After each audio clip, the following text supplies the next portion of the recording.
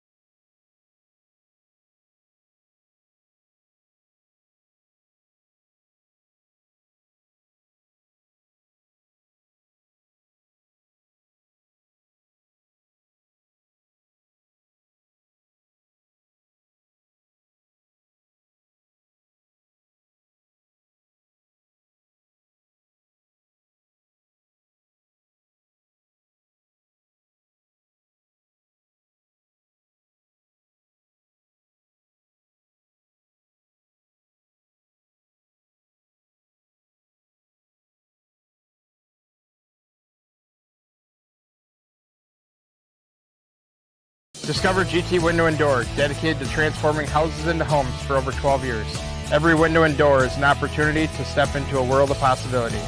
Whether it's upgrading your windows for better insulation or adding style with a new door, GT Window and Door is here to make your home dreams a reality. I'm Adam with GT Window and Door. We take pride in our commitment to excellence, ensuring we're your go-to for all things windows and doors. Call us today to schedule your consultation and start your journey to a more beautiful, comfortable home with GT Window and Door. You have a brand new house, or you just got done with a remodeling project. You want to show it off, but the construction has left a giant mess of dust and dirt. This is Beth Ayatt. After the work is done, let Service Master by Ayatt make sure that you don't have to do more work to clean up after the construction crew leaves. Show off and demand the yellow van. Call Service Master by Ayatt today, 877-945-0993. Demand the yellow van. Call Service Master. Community banking at its best. Whether you are looking to improve your financial future, planning to buy a new home, or considering a mortgage, Heritage Bank in Northfield can help. Our ability to make decisions locally provides you the highest level of service at competitive rates. Your finances and home are important to you, and having a staff that you can trust makes all the difference. We make banking easy with real estate specialists and loan officers ready to help you. Stop by Heritage Bank on Highway 3 or contact us at heritagebankmn.com and see how the professionals at Heritage Bank can help you build your future.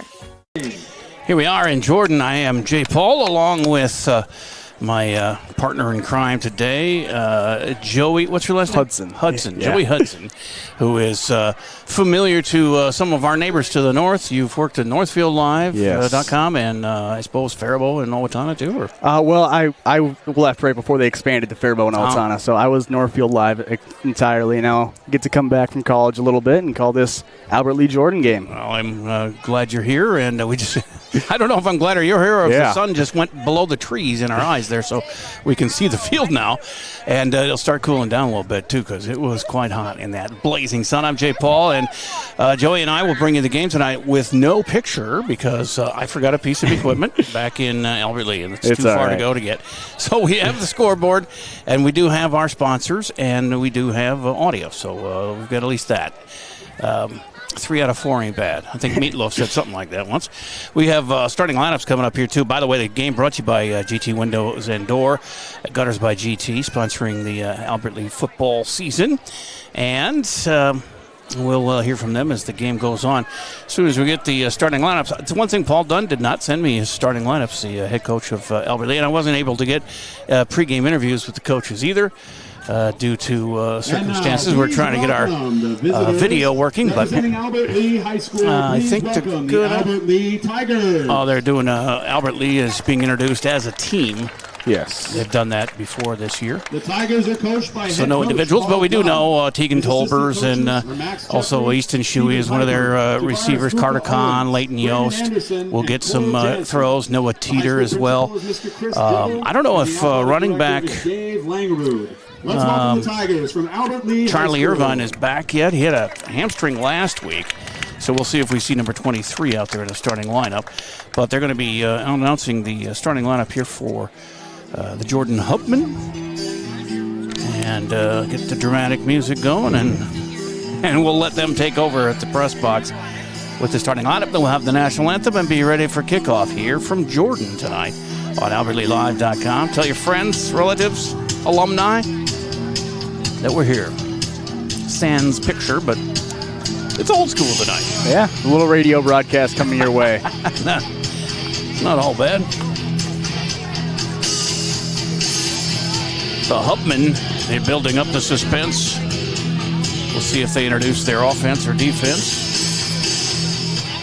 Ladies and gentlemen, your 2024. They might not do it. They might do it as a team too. Yep, as they run out with the Jordan flag being led by their leaders out there with the mallet as well. The head coach of the Hubman is Ozzie Sand. Well, we'll have to catch numbers when Hubman has the ball and give you their names. Brandon Arnold, Brian Heller, Nate Olson. We're right under the PA announcers too, so we'll hear that loud and clear. That'll help us with who carried the ball and down in distance. If we want to take a break, we can. We can take a break. We'll be right back in about 1 minute here. You are listening to AlbertLeeLive.com. Hi, Dr. Michael Ritchie, Ritchie Eye and LASIK. Many people tell me they've heard horror stories about all the drops needed after cataract surgery. Well, fear no more. At Ritchie Eye and LASIK, Dr. Miller and Dr. Reinsbach are dropless. That's right. No need for medicated eye drops before or after your cataract surgery. I love dropless for my cataract surgery, and you will too. Ritchie Eye and LASIK in Faribault, your leader in advanced cataract surgery. How can I help you today? I don't think I'm in the right place. I have big dreams, like crab brewery-sized dreams. I like it. Your bank is very, Cozy? Yes. Yeah, I know what you mean. We prefer more personal interactions. We dedicate the majority of our space to our customers' dreams. Wow. Look at that. I know, it never gets old. Wow. This is way bigger than your office. Discover GT Window and Door, dedicated to transforming houses into homes for over 12 years. Every window and door is an opportunity to step into a world of possibilities. Whether it's upgrading your windows for better insulation or adding style with a new door, GT Window and Door is here to make your home dreams a reality. I'm Adam with GT Window and Door. We take pride in our commitment to excellence, ensuring we're your go-to for all things windows and doors. Call us today to schedule your consultation and start your journey to a more beautiful, comfortable home with GT Window and Door. No matter what business you're in, it's hard to find someone to keep your business clean. ServiceMaster by Ayatt's janitorial services cover everything from floor care and carpet cleaning to general cleaning, windows, and power washing. When you're in need of janitorial cleaning services, demand the yellow van. Call ServiceMaster by Ayatt today. Demand the yellow van. Call ServiceMaster. Fireside. Coming back here from Jordan with kickoff looming. Albert Lee and Jordan both 0-3 on the year. Jordan last 2 years has been 6-4, got to the semifinals and sections. They've had a little tough start, as have Albert Lee. In fact, I have the numbers. Albert Lee's 3 opponents this year right now have a combined record of 8-1. Jordan's 3 opponents that they've played have a 7-2 record. So It's been a gauntlet for both teams to run, and they're 0-3. And somebody's always got to go today. Yeah, well, hopefully at least, as both these teams have had a tough strength of schedule, as you said, 8-1, 7-2 between the two teams on their opponents. So it'll be a very tough matchup between these two teams, both looking for a lot in this game, both trying to turn the season around in the 4th game of this season. It would appear that Albert Lee will receive in their white uniforms. Again, we have no video here. That's my mistake, and I apologize for that. But you live and you learn. Exactly. We've got everything else we need, so we're good to go. As Albert Lee going left to right in their white uniforms and blue numbers, and Jordan in their gold or yellowish gold uniforms. Bright blue yellow numbers. And they'll kick off from the right to left. Deep is, let me see if I can find, I see number 2. That's Leighton Yost. And then Aiden Boss is the other guy deep for Albert Lee, standing about the 12-yard line. Boss received all of the kickoffs, it seemed like last week. They kicked to him almost every time in our last game, but we'll see what the Hubmen do. And here's the kickoff. It is end over end right down to Yost at the 14. near sideline, and he cuts back to the middle and gets swarmed under about the 24-yard line, 25. See where they start. That 24-yard line is where they go with the 1st and 10. JT, go ahead. Griffin Dahman on Jordan did a good job coming in there, trying to get an initial wrap-up, but Yost was able to shed him off, but after some more Jordan teammates came in there, they'll be at the 24, as you said. So skill position-wise, it's Tegan Tolber's quarterback. He's got 63% completion percentage, 3 touchdowns, no interceptions on the year. But he has had a lot of pressure and been hit a lot. And we can't have that. And, of course, they got to cut down on the penalties, too. They got trips to the near left, nobody out wide right. Tolber's from the shotgun, and he flips it to Kahn coming around on the end around, and he's going to get about a half a yard maybe, if that. Yeah, good play there. I like the end-around move from Albert Lee, trying to get to the outside on the near side, just trying to hit that hash. They do pick up a solid chunk there, but, it just ends up right back at the line of scrimmage. Got to get some push up front. They have yet to really get the running game untracked here, Albert Lee, but the passing game has been all right. They got 4 guys with double figures in average yard per catch, which I don't think they had much of in the last few years. 3 wide to the left again, spread out this time, not bunched up. Tolber's, he goes that way, and it's right through the hands of Leighton Yost. Yeah, high pass there from Tolbers on the outside. Yost had to jump up and kind of turn around as it was more towards his back shoulder instead of leading him towards the sideline. It brought him back over the middle of the field again, and it was just right over his head. But I think a tough circus catch there. I think Yost would tell you he should have. It went right through his hands. It's definitely a ball that the wide receiver should be catching.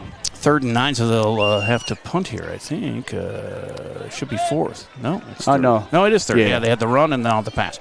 Tolber's in the shotgun with 2 running backs beside him, and I do see number 23 out there, Charlie Irvine. Good to see him back after a week's off for injuries. Going deep down the near sideline. There was some pulling on his jersey, but they didn't call it on Kahn as he was streaming down this near sideline. Incomplete. Yeah, he was looking for the Kahn on the near side. It definitely would have been PI, but I think the ref just deemed it an uncatchable ball it went a little too far down.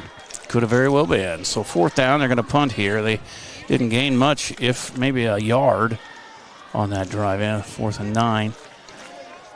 That was Kahn on the run. So punting, Stadheim. He's one of the homecoming king candidates. Ooh. As we can probably go through those at halftime, but here's the snap. He gets it, got the punt away, had some rush on him there, but got it away, and a fair catch call for it about the 46 of Jordan. And caught there, Johnny Jones, their return man. Not often you see a number 79 being the guy right in front of the return man on a punt, but, Samuel McGill, 6'5", 192, tight end D-end, flew down there in a hurry on that punt coverage. Yeah, you're going to hear his name a lot. He is a very active defender, McGill, and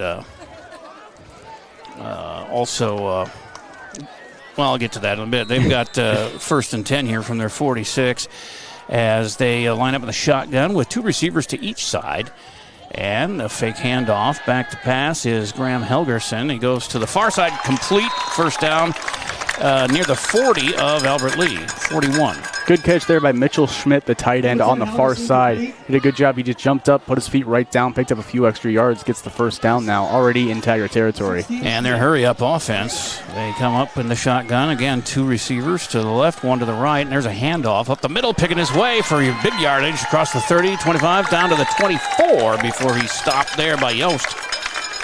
Hand off to number 4, Adamic. And that's Mason Adamic on the carry. One thing that immediately stands out about this Albert Lee defense as someone who hasn't watched them much is they only have 1 deep high safety. You see a lot of high school teams these days running 2. Here's a pass out to the near side, and he is tackled immediately upon catching the ball around the 20-yard line. Yes, that time they had 3 wide to the right, or left, and 2 wide to the right, and they're still in their hurry-up offense. No huddles. 2 to the right, 1 to the left. As far as receivers, and a single setback in the shotgun, it's Helgerson. He rolls to his right, avoids some pressure, throws it out there, complete inside the 10, tackled right away.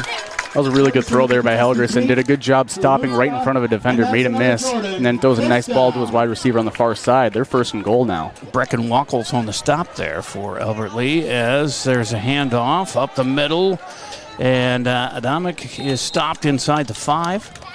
Second and goal. Adamic with the carry. They are shuffling guys in and out, but going no huddle. The Hubman. That'll tire a defense out if they keep that up for long.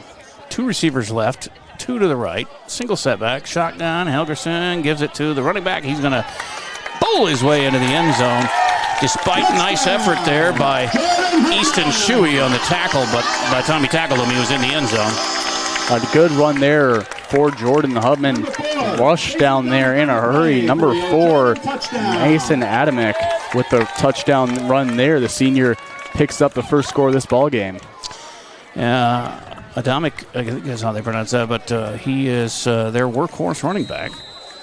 And he gives them the 6-0 lead. They're going to go for the extra point here. Again, no video, plenty of audio. And we do have the scoreboard. And flags fly before the extra point kick. It was good, but flag on the play. Braxton Roberts, the kicker for Jordan.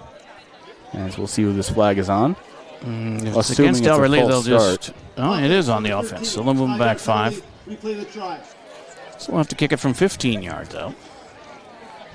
First penalty of the game goes to the Hubman. You would assume if it was an Albert Lea penalty, they wouldn't blow it dead there. Yeah. As now it'll be 5 extra yards on the kick. As they get ready for this extra point, the snap, the set, the kick, it is through and good. 7-0. Hubman, after their first drive of the game, they go right down the field, a couple of passes and some runs, and Mason Adamic puts it in the end zone. 7-0, and we'll return for the kickoff coming up here from Jordan on AlbertLeaLive.com. By GT is proud to be a sponsor of Albert Lea Athletics. We're committed to protecting your home with seamless gutters and leak protection, just like we're committed to supporting your local athletes. Join us in cheering on the Tigers this season.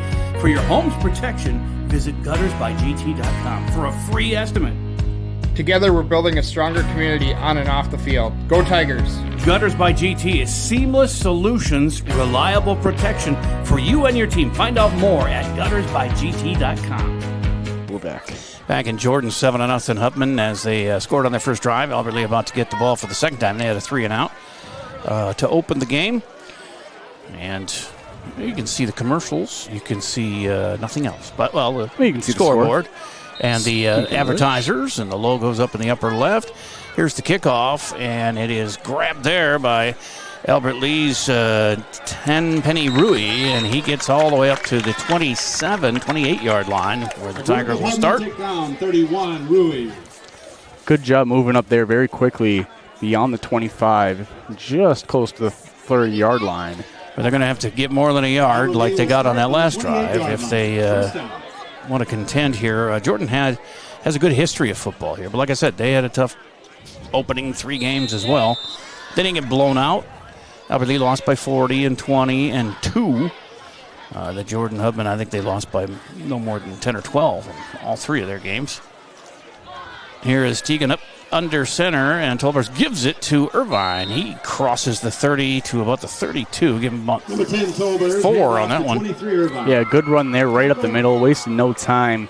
Just kind of fell forward the second he crossed the line of scrimmage and fell forward for a good chunk there. I think Albert Lea just wants to continue that recipe throughout this drive. Well, yeah, Paul Dunn, he tells me all the time, he's a veer right, veer left kind of coach. He likes to run, but it hasn't been working so far. So the passing game has really taken over, but I'm sure he'd love to run if he could. 2 wide to the left. As the I backfield, Tolbers keeps it around the left end. He didn't go anywhere. He goes backwards on that one. That was a rough play there. Tolbers tries to hit that left side on the outside, but the left side of the line just kind of crumbled and kind of made a pocket, but he was trying to push it right towards where they are, and it's just a recipe for disaster right there. Teagan has to watch out the turnovers. He doesn't have an interception, but he has fumbled 5 times, only lost 2 of them, though. But that has been an issue. He's been under duress for a lot of the early part of the season. Hit hard. He's earned his stripes as a quarterback this year for sure. Still a junior, and most of the skill position players for Albert Lea are juniors, so they'll be back another year. As now he's plowed under at about the 20. Big sack there. Tatum Swanson, the first man in there on the sack, where number 24 did a good job getting right through that line, wasting no time. Make them back all the way to the 21-yard line. So it's going to be a 4th and long. They'll have to kick it away. Again, going nowhere, 3 and out for the Tiger offense. A late entrant on the defensive unit here for the punt team of Jordan. Here's Stadheim with a kick and another close one, but he got it off, and it's going to take a Albert Lee roll out of bounds at about the 37 of Jordan. That was a great punt there by Albert Lee. Threw a defender right in his face. He hits a nice line drive right up the middle. 43-yard punt, no return, so that'll help the average. Yeah. We'll keep it right here as the Hubmen take over again. They scored on their first drive, ending up with a 4-yard run by Mason Adamick. And we'll see if they continue their no huddle here and tire this Tiger defense out. As they come to the line with 3 receivers to the left, 2 out to the right. And they're on the right hash mark from their own 37, 1st and 10. 7:29 left in the first quarter. There's a little pitch, a shovel pass, and they figured that one out. Albert Lee drops that one for a loss. Evan Schroeder read that easily. He was wrapping up the guy who caught the jet sweep about the same time as he caught the ball. I know, he could have almost caught the ball if he was just a half second faster. That was impressive. They put it down at the 30, so a 6-yard loss. 16 yards to go. 2nd and 16, again, 2 receivers to each side. Single setback with Helgerson in the shotgun, and he's throwing deep down the near sideline. A hand in the way. Nicely done by Brecken Wackles. Great play there, getting a hand in at the last second. That was taking the top off the defense if it was just a foot farther. Yeah.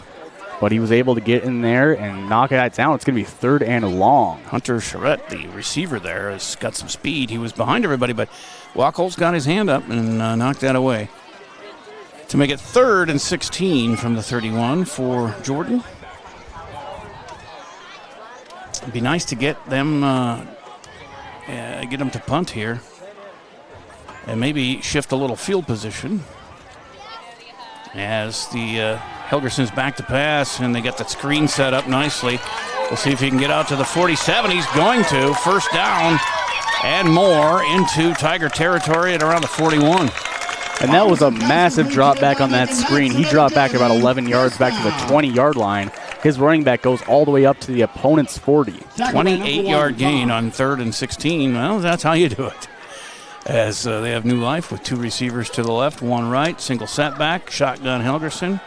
Hands off, up the middle, tough yards, couple here and there. It's Adamick.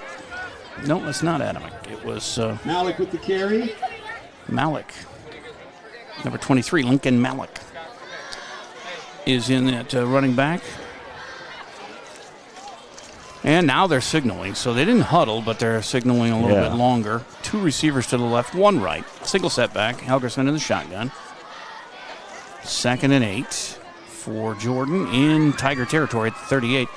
The fake handoff, rolling and looking to the right. That's tipped. Almost picked off. Wow, what an effort by Albert Lee's Drake. Is that Drake Maurer or was that? Yeah, that was Maurer who dove for it, but it was Teeter who knocked it down at the line. Oh, it was McGill who dove for it. 79.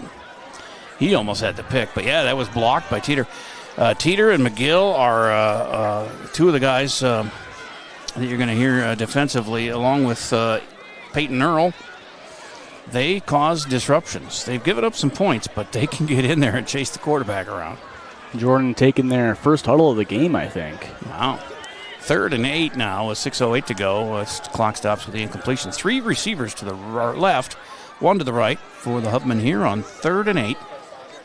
And the Albany 38 up 7-0. He rolls to his left against the grain. The righty passing. That's going to be out of bounds.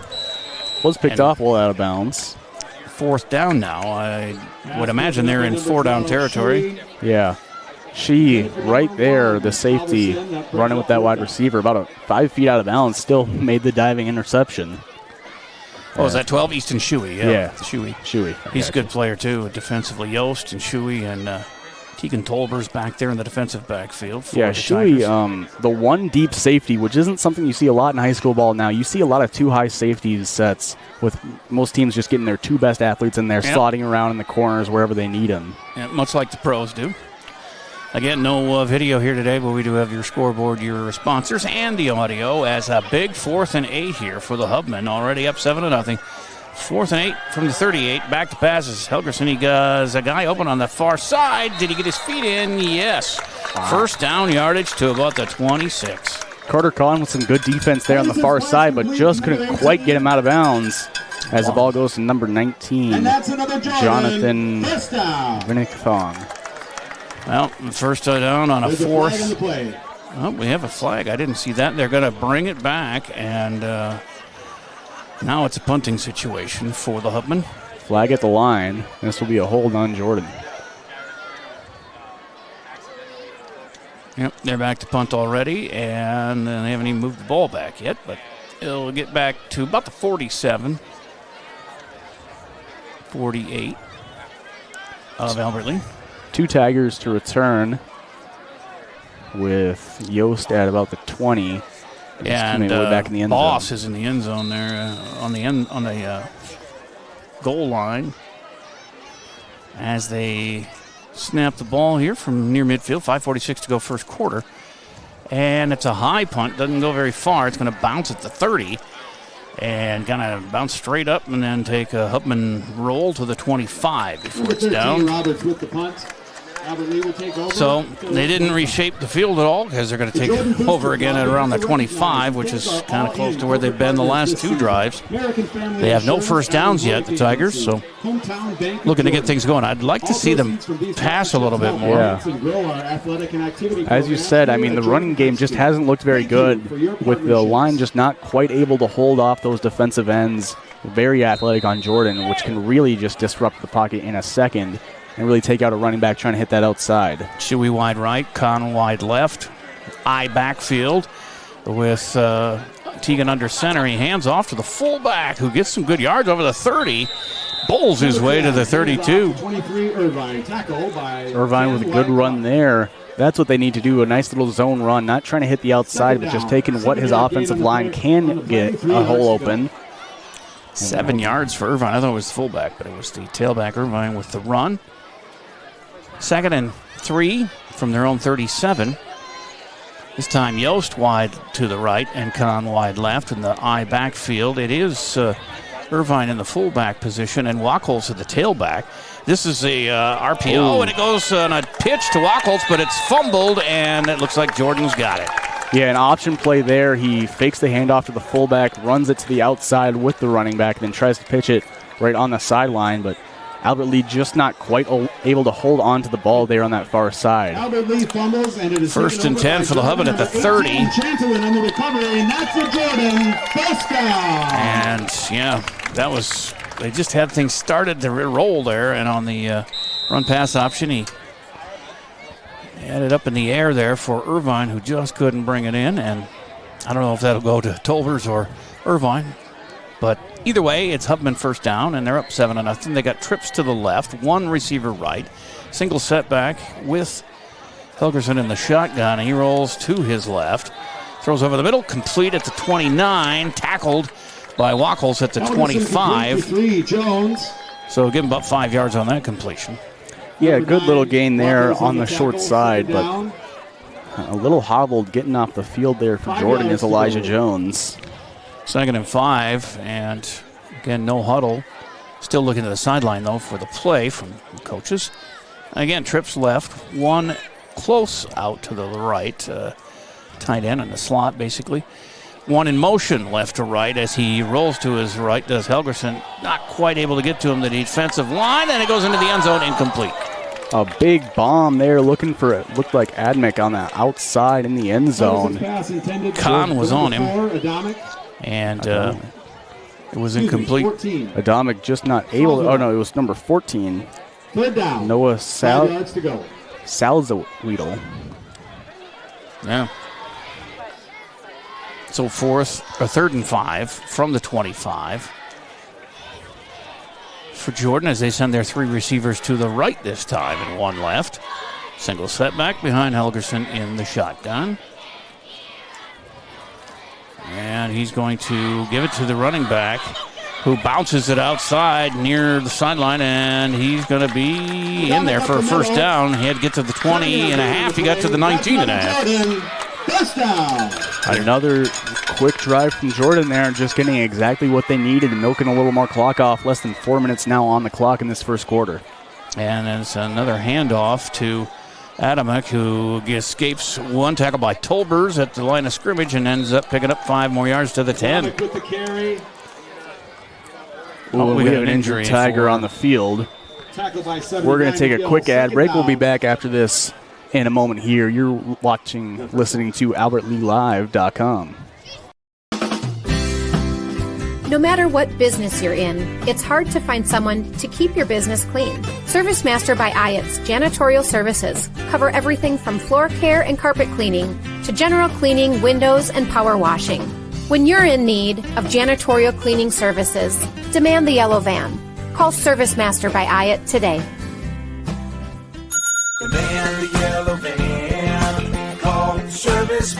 Now, back here in Jordan, as the Hubman going in for another score, it looks like, as it was Brayton Barons, the defensive tackle for Albert Lea, who was hurt, and he got up with some help, but then he ran off the field on his own power, and now he's laying just out of bounds.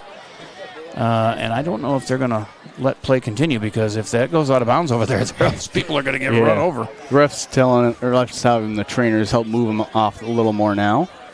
And he's still in a little bit of hurt there, but they're going to let it go with a 2nd and 3 from the 11 for Jordan, up 7-0. 3:36 left in the opening quarter here in Jordan. Helgerson back to pass, looking right, throwing into the end zone. Almost picked off by Kahn, but it went through his hands, and it's a touchdown off the deflection. Yeah, Kahn had a good opportunity to pick there. He batted it up in the air, and it just ended perfectly in the hands of number 1 on Jordan. That's Owen Halverson, just waiting for it in the end zone as it just floated in perfectly for him. That'll be a Jordan touchdown. 13-0. Jordan on a number 18, Champlin with the reception. Unfortunate play. Chaplin with the catch from Helgerson. And the extra point is coming. Snap, set, kick, and it's through for a 14-0 Jordan lead. And boy, you got to think Carter Kahn is kicking himself for that one. He had a sure interception at the goal line. Could have probably taken it all the way back. But yeah, it looked like he pulled his hands down a little too quick, got a little too excited for it, and didn't see the ball in there. Paid a little price for it. I feel bad for the junior, but, well, he maybe learn from that and hang on next time and take it to the house. But it's 14-0 here, Jordan. 3:27 left in the first quarter as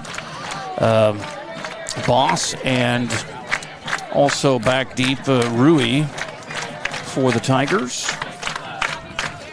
And setting up to kick off are the Hubmen. So they had a 4-yard run and an 11-yard touchdown? Yeah. Pass from Helgerson to Chaplin. Just completed there. And ready for the kickoff. I'm trying to find Chaplin's last name. Is that, or first name? Yeah, I think they might have announced the wrong name. Yeah, maybe they did. But Albert Lea returning this ball. He's still standing up all as the he way cuts to the 35-yard line. Nice return. Is that Rui, number 31? It looked like it was number 17. I'm not sure if that's Austin Cox or Kel Wynn. Kel Wynn and Austin Cox both with the number 17 on our program. So, yeah, hard to tell which it is. But he got it all the way up to the 36. Best starting position for Albert Lea. But they're still looking for their first down. I'm going to guess based on listed heights that it was Austin Cox. Okay, good deduction. Shuey wide to the right, Kahn wide left, single or I backfield. Irvine and Wachholz. And it's going to be Irvine with the carry, but he gets not much. It wasn't Wachholz, it was Rivera in the tailback position, Federico Rivera. That'll be a loss of 2 for the Tigers. Carried by Irvine. 3 minutes left now in the first quarter. Irvine has 9 yards on the day, 3 carries. Yost comes in with a play for Tolbers. Full house here on this side. We're on the Jordan side of the field, underneath the press box. Outside on the stands, which is fine. It's a nice night. One receiver each side for the Tigers here. High backfield, and it's pitched back to young number 20, Federico Rivera, who doesn't get a lot of yards, but he gets it close to the 35, the original, almost original line of scrimmage at the 36. And that's third down. 10 to go. 3rd and 11, basically, because they're at the 35. They got to get to the 46.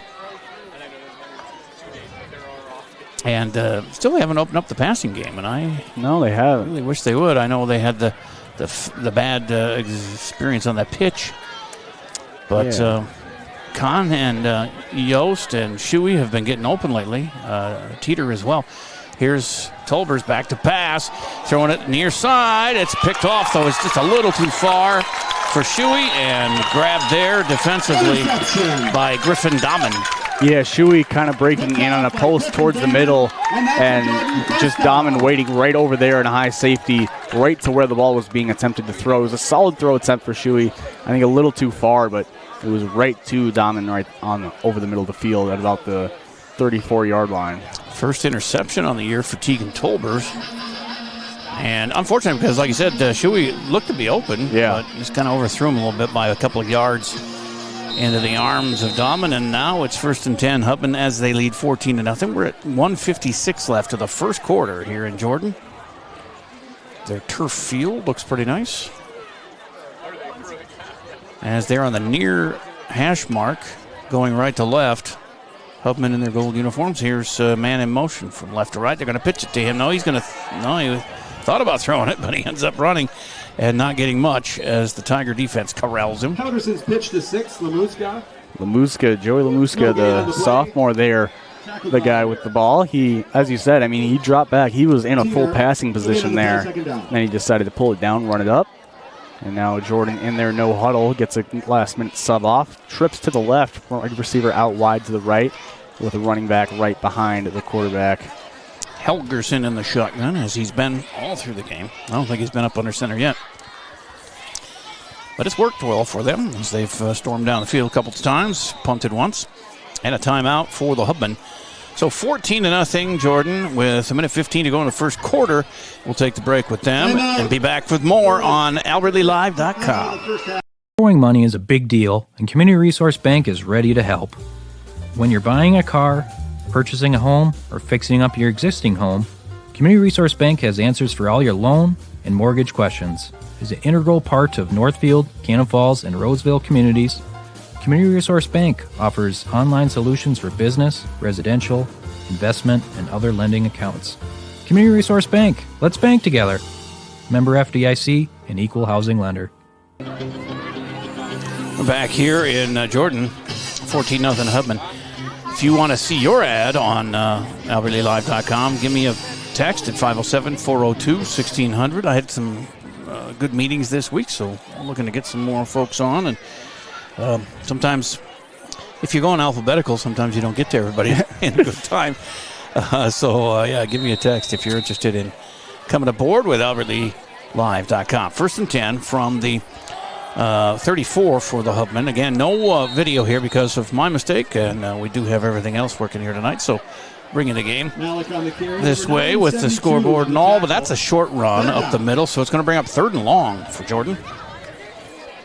I'm Jay Paul, and with me, Joey Hudson. On the call here as, there's going to be a procedure penalty. The center didn't snap it. The quarterback looked like he wanted it. Yeah, I think it's everyone but the center on that one. Might cost him 5. That'll be their second penalty. Yep. They call it 16-23. Mitchell Smith, the tight end, was about 5 yards off when the whistles were being blown. It's 2 penalties for 10 yards against them. No penalties yet for Albert Lee that I can recall. 48 seconds left in the quarter. 3rd and 14 now. Moves them back to their 29, Jordan. And the clock resumes running now, down to 38 seconds and counting in the quarter. Up to the line. Jordan going right to left here in the opening Costanza. Just about to switch and go the other way after this play, which is snapped to Helgerson in the shotgun. He rolls to his left. He lets it sail over the middle of the field. He's got a man open. He catches it at the 35, and there's a foot race. Kahn catches him at the 10, drops him at about the 8-yard line. Noah Salzwedel with a massive catch there. Takes a safety seal off the defense, goes right by the cornerbacks, and just races by everyone as they're just waiting for the chain gang to catch up now. Very impressive. Helgerson rolling against the grain and throwing that one back to over the middle, and it was on target. So first and goal for the Hubman at the 9, already up 14-0, and now whistles. I think they're still waiting. Huh? We'll see. It looks like there's a timeout on the field. All right. Yeah, the quarter ended. So end of the first is 14-0 Jordan, and back with second quarter action here. First and goal for the Hubman when we come back on AlbertLeeLive.com. By GT is proud to be a sponsor of Albert Lea Athletics. We're committed to protecting your home with seamless gutters and leak protection, just like we're committed to supporting your local athletes. Join us in cheering on the Tigers this season. For your home's protection, visit guttersbygt.com for a free estimate.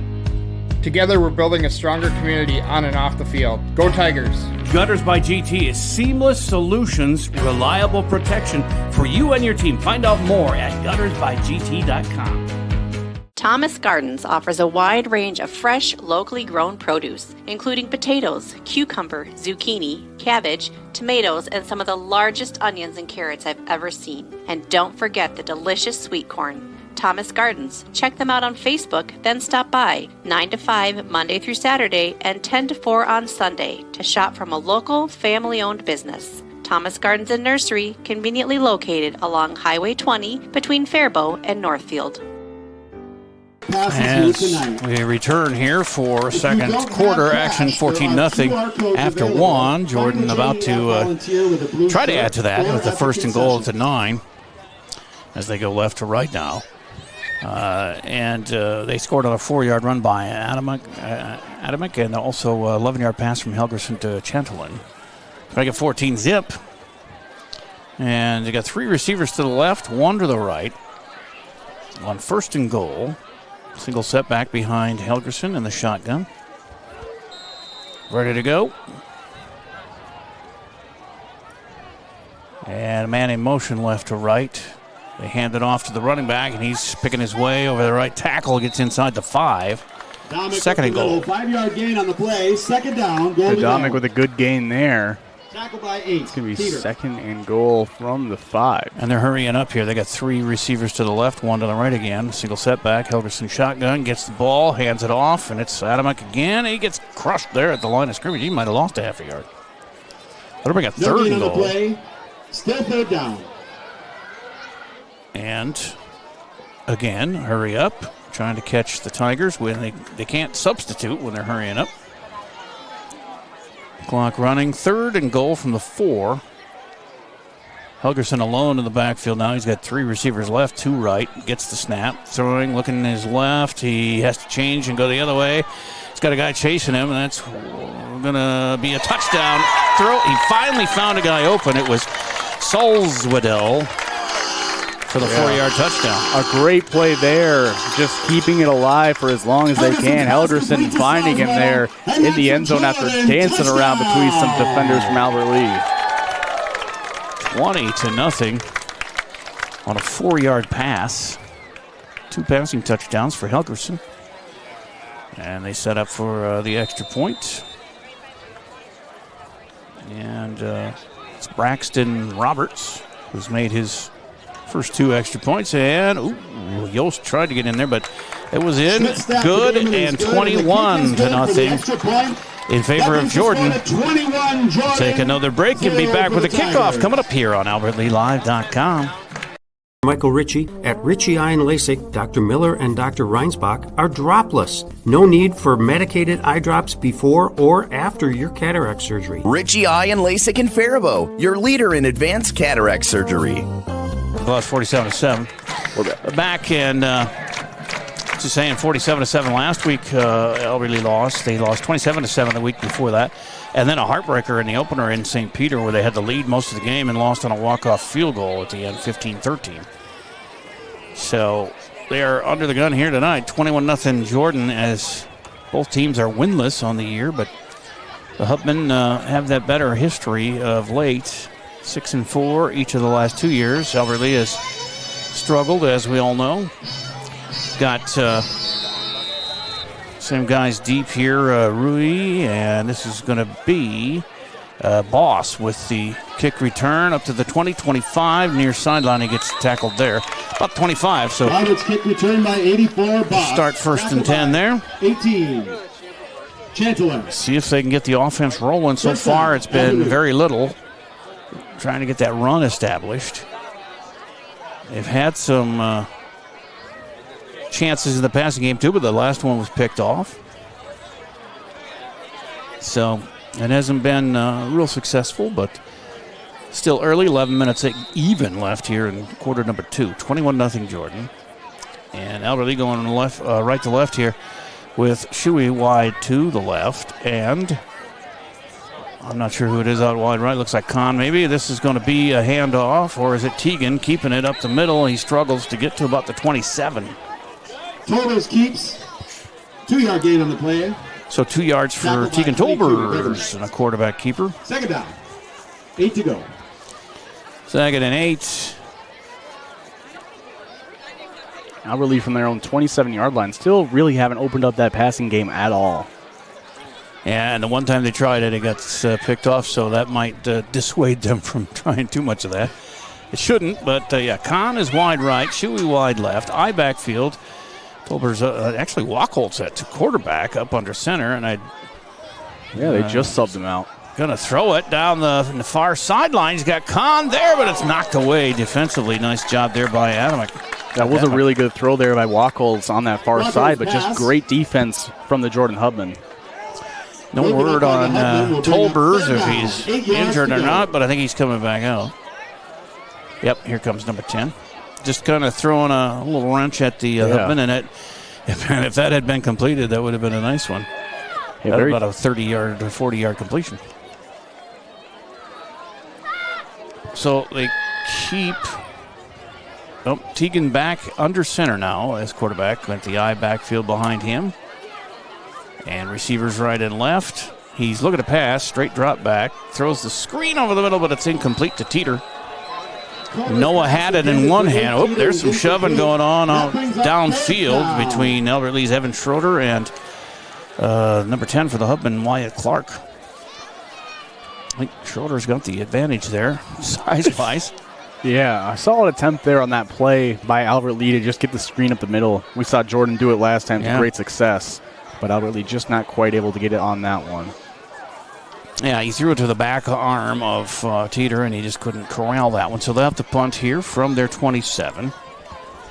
I'm standing at the 15 to receive this snap. He gets it and gets it off again, close to being. He might have even got a piece of that because that can go more than 15, 20 yards. He had to get it off very high to get it off. LEA's going to touch it maybe a little earlier than they might have should have. Yeah, could have rolled to the 50, but they'll put it at the 48. And so first and 10, Hubman at LEA's 48 for their next drive. Already up 21-0 with 9:58 to play in the half. And LEA football brought to you by GT Window and Door. Gutters by GT, the sports sponsor for the football Tigers. Appreciate that. Absolutely. We got the service master by IAT clean up at the end of the game. We'll run through what went down here in Jordan. Right now with 9:58 to go in the first half. First and 10, Jordan at the LEA 48. 3 receivers. They like that trips to either side, and this time it's the right. Single receiver to the left. Helgerson looking to that single receiver, and it's going to be almost picked off. I think that might have hit the ground. I believe so, as it was tipped at the line. It looked like a good attempt there by number 2 Yost on the interception, but just couldn't quite keep it above the ground. Second and 10. A lot of close plays that could have gone better for LEA, but you got to make them. Ball's gone through the hands on passes and interception tries, and on that one, that was a tough one. Yeah, that was a very tough play there. the shotgun. Helgerson has a guy going in motion from right to left, but they're going to hand it off behind him. And it's number 28 getting out a few yards there. That's Schmidt, Lane Schmidt. Yeah, he'll pick up about 3 before getting cut down by Albert Lee. And Jordan taking a little more time than usual, but still not getting into a huddle. Trips on the right again. 3rd and 7, I think it is. Yeah, at the 45 of Albert Lee. Back to pass. Helgerson gets in trouble, rolls out to his left, and he's going to keep it around there and get out of bounds. Short of the first down, actually short of the 40. So just a 2-yard gain there. Definitely 4-down territory for Jordan, however, with how their offense has been playing today especially. Yeah, and the big lead. Well, we'll see as they're sending out a new unit. Maybe just mass subs due to the strain from the hurry up. No, punter Braxton Roberts is out there. Jordan with a 21-0 lead with 9:23 left in the first half, sending out the punt team. Watch the fake. They got a guy wide out here to the right. Of course, he could just be the gunner. The gunner there, but you never know. As Braxton Roberts standing back at his own 44 to receive the snap. And Yost looks to be deep for Albert Lee, and he will punt it away. Angling towards the far sideline. It bounces it around the 10 and is going to be down there. Right on the 10. Yeah, long field for the Tigers, but 10-yard line. First down, Albert Lee. They have been behind the 8 ball all night long, not being able to get that offense going. Down 3 scores, 9-12 to play in the first half as they huddle up in the end zone. It's been a 4-yard touchdown run, an 11-yard touchdown pass, and a 4-yard touchdown pass that has gotten them behind by 21. Got Shuey and Kahn going wide to the left. Kahn in the inside. No wide receivers to the right. I backfield. Under center is Tolbers. He hands off to the first man through. That's Irvine. Hand off to Irvine. Couple of yards. Yeah, he gets tripped up at the line, just kind of falls flat after a 2-yard gain. Second down, 8 yards to go. Albert Lee still trying to find something that will work for them in this game on offense. Slow to get off the field on the far side is number 12, Easton Shuey. Yeah, he and Yost shuffle in the plays, so he'll take a break for this play. And 2nd and 8. Clock running, 8:42 left in the half. 2 receivers, both Yost and Kahn to the left. Again, nobody to the right with the I backfield. Tolbers hands it off to Irvine again, and he's stuffed right at the line of scrimmage. Maybe a loss of a yard. Irvine's carry. 3rd down and long. Tackled by Colin Valley. Assisted by number 4. And Lynn. now an obvious passing situation. Although they're deep, maybe they will try and run and just punt it away. But down 21-0, 8 minutes left in the first half. You really do want to try to get on the board as soon as possible. It would be nice. They have not really opened up the passing game as they have in the first 3 games, but maybe in the second half they'll have to. Now they have Shuey and Kahn to the right, and Irvine and tailback Rivera in the eye behind Tolbers up under center. They do shift one of the receivers to the other side. Tolbers running to his right, and he's eluding everybody. He's got some room to run over there. He hurdles a guy, almost gets to the first down marker. Great run there by Tolbers on the far side. He jumps clear over a guy, takes out the first down marker. 7-yard tackle. And we'll see. They're going to mark him a yard short, it looks like. Yeah. Nice effort.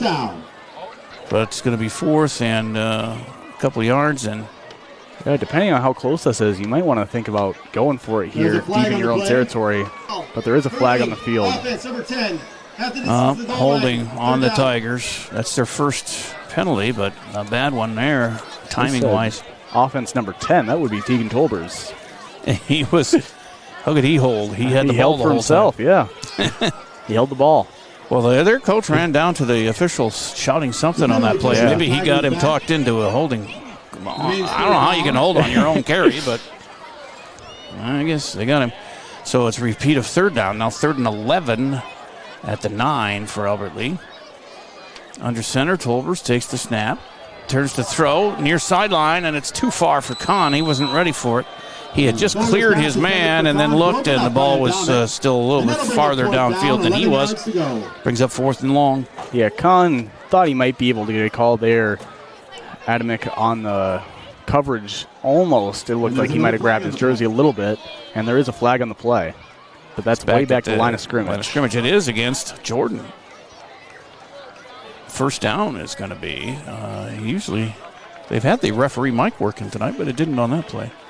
Looks like it might be roughing the passer on Jordan, which would be a very costly penalty. Yeah, 15-yard personal foul, first down automatic, and the drive continues. Without the penalty, would have been 4th and 11 from their own 9. Now they're going to have 1st and 10. Roughing the passer penalty on Jordan. But while further. That's an Albert Lea first down.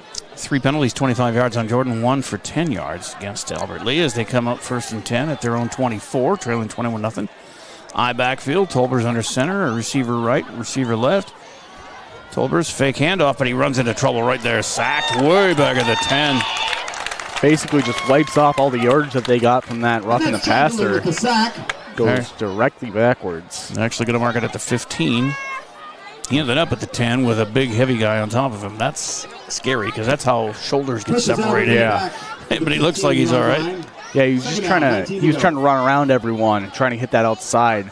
Just couldn't quite get around the big man, though. 2nd and 19 from the 15 now for the Tigers with just under 7 minutes left in the half. 3 scores down. Yost goes wide to the left, Kahn wide right. And again, the I backfield behind Tolbers up under center. And he will give it to the tailback, and that is Rivera running over the right tackle and getting up to about the 22. 7-yard pickup. Good run there by Rivera. Find some open space. He did a good job hitting that hole. He's a sophomore. Brings up 3rd down. 5'8", 160. His first carry, 7 yards. I don't even think he's had a carry yet this season until then, so good for him. That's 7-yard average is hard to come by. That's a good average. Shuey goes wide right. And Kahn wide to the left on 3rd and 12. 6 minutes to go in the half. Tolbers under center. I backfield behind him. And he's again in trouble, and he's going down. Sacked again, way back by the 10. And he is, all 4 games have been hit hard and often. And that can't continue, or you're not going to have Tegan Tolbers by the end of the season. Yeah, Tegan Tolbers is pretty fast. According to his huddle profile, he's running a 4.71 40-yard dash, which is pretty good for a quarterback, especially at the high school level, but not quite able to get around all these defenders, and you really need that offensive line to hold strong for him. Yeah, they blitzed on that one and got him. And Tegan, a tough character, though. He keeps coming back. This is a punt for Stadheim, and again, it goes straight up in the air, and a fair catch call for at the 30. So a 20-yard punt. That's a fair catch and a first down for Jordan. Take over at the Albert Lea 30. Short field with 5:19 to play, and so we have a quick break we can take? We'll take a quick 30-second break. We'll be right back here. You are listening to Albert Lea Football on AlbertLeaLive.com. Orchard and Gardens has gone to great lengths to make their orchard enjoyable for the entire family. Fireside Orchard has cider, pies, fudge, and they grow 27 of our favorite Minnesota varieties, such as Honeycrisp, Sweet Tango, Zester, and Harrelson. Open 7 days a week, 9 to 6, until December 24th. Avoid the crowds and stop by during the week. Fireside Orchard and Gardens is located just west of Northfield on Highway 19. Check them out on Facebook, see a full list of apples at firesideorchard.com, then stop for the apples and stay for the gardens at Fireside Orchard. Back. As talking to our neighbors here, there's a back to passes. Helgerson, he got a completion to about the 18 and tackled there, but a first down for the Hubman. Helgerson's pass complete to Jones. Tackled by number 12, Shuey. That's another Jordan. Shuey got him, but not before he got the first down on a first down throw. And the Hubman continue to keep the pressure on the Tigers. 5:04 to go and counting with 21-0 lead already. At a handoff. Misdirection, and the running back is rumbling, stumbling, fumbling into the end zone for the touchdown. That's Owen Maloney. And he looked unstoppable on that one, rolling through everyone, tie everyone, and a wide open into the end zone for Jordan. Now up 27-0 pending the extra point. Second touchdown run of the game. They have 2 touchdown passes, 2 touchdown runs, and it's 27-0 here. They try the extra point with Braxton Roberts. He's 3 for 3 today. 4:55 to play in the half. You give up that ball on a short field, and bad things can happen. Especially Jordan seems to have it going tonight. Here's the extra point, and that is through, and it'll be a 28-0 lead. Robert's kick is good. So we'll take another quick ad break, and we'll be back here. You're listening to OutletLeagueLive.com. Borrowing money is a big deal, and Community Resource Bank is ready to help. When you're buying a car, purchasing a home, or fixing up your existing home, Community Resource Bank has answers for all your loan and mortgage questions. As an integral part of Northfield, Cannon Falls, and Roseville communities, Community Resource Bank offers online solutions for business, residential, investment, and other lending accounts. Community Resource Bank, let's bank together. Member FDIC, an equal housing lender. Gutters by GT is proud to be a sponsor of Albert Lea Athletics. We're committed to protecting your home with seamless gutters and leak protection, just like we're committed to supporting your local athletes. Join us in cheering on the Tigers this season. For your home's protection, visit guttersbygt.com for a free estimate.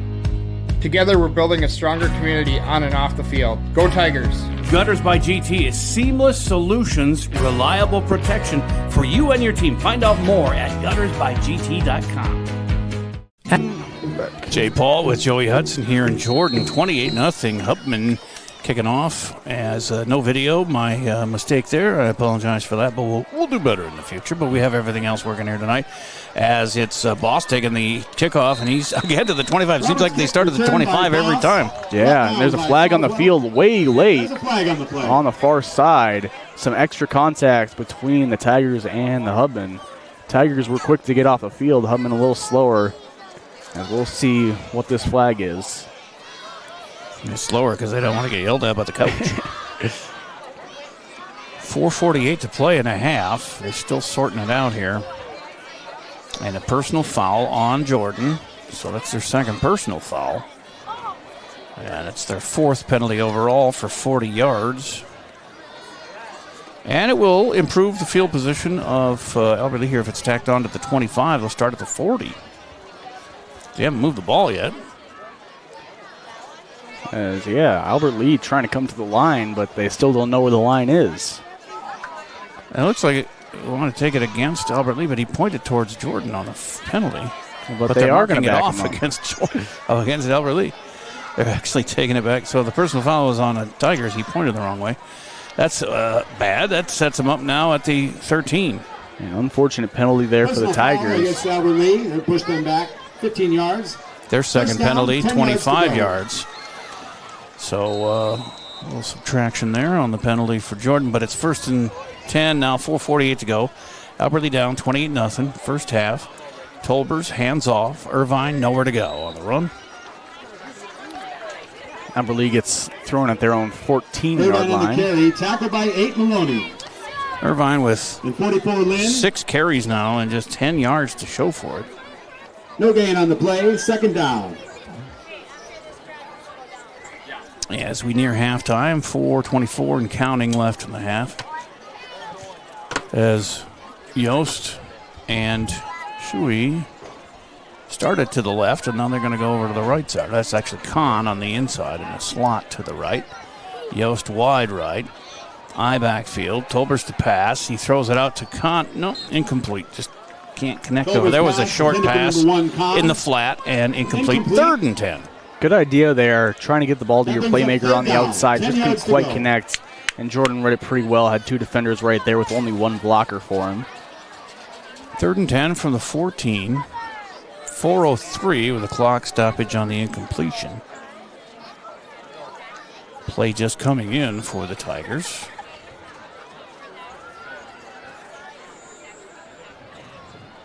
As it's been all Jordan here so far.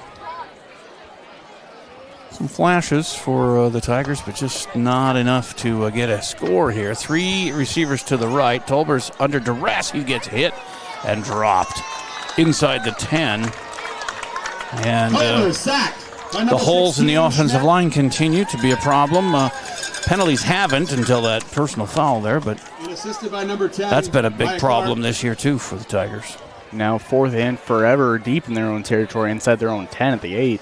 Yeah, they're going to have 18, a punter standing in the end zone. It's always dangerous. Return man for Jordan is all the way up at the 35 and moving in. The last drive they had, it started at the 30 on a short punt by Stadheim. But they're getting the rush in there, and he's got to kick it straight up just to get it out of there. Jordan does not look like a 0-3 team. No, they do not. Jordan has been driving very confidently as they take a timeout. He does on the field, so we'll take a quick timeout in the broadcast. You're listening to Albert Lea Football on AlbertLeaLive.com. Michael Ritchie. I recently had cataract surgery. My vision has never been better, and I wake up in the morning and see. Dr. Miller fixed one eye, and Dr. Reinsbach operated on the other. Ritchie Eye and LASIK in Faribault, your leader in advanced cataract surgery. All right, we're back. As we have 3:19 to go in a half, Albert Lea with a punting situation here from their own end zone, basically. Ball's at the 8, but Stadheim will kick it around the goal line. And they'll try and hold the Hubman out of the end zone here before the half, but they haven't had much success. I think they've only stopped one drive. Came close on a couple of interception tries, but weren't able to corral it. And it gets in the air by Stadheim, but again, going to be a fair catch, and it's this time inside the 30 at about 27. Fair caught by number 3, Jones. Next week is homecoming for Albert Lea. They got Tri-City United on the menu. They're 1-2, and at the Albert Lea playing tonight against Marshall, who are having a good year at 2-1, as per usual for Marshall. So we'll see what their result is. I can look up some scores here at halftime, but 1st and 10, short field again for the Hubman with 3:13 to go as they try to go up 5 scores on our Tigers. 1st and 10, 3 wide to the right, 2 to the left. Empty backfield except for Helgerson in the shotgun. And he goes back. No, they do that little shovel pass, but that is figured out nicely by McGill, and he drops him for a loss. Number 79 on the tackle, McGill. It's about a 4-yard loss to the 32. Second and 14. And they hurry up. Under 3 minutes to go. 13 to go. 2 receivers left, 1 right, and back to pass. Helgerson, he's looking, and throws. Teeter almost got his hand, but incomplete, almost picked off in the end zone. Both Shuey and Wachholz were back there. Great effort by Shuey getting over there. As updates from around our LMR Media family, Northfield down to Owatonna 16-0. Faribault down to Casanville 14-12. Okay. So here it is 3rd and 14 now for the Hubman. Of course, 4 down territory and Albert Lea side of the field. 2:45 to go. Incompletion stops the clock. And they go 2 receivers right, 1 left on 3rd and 14 from the Albert Lea 32.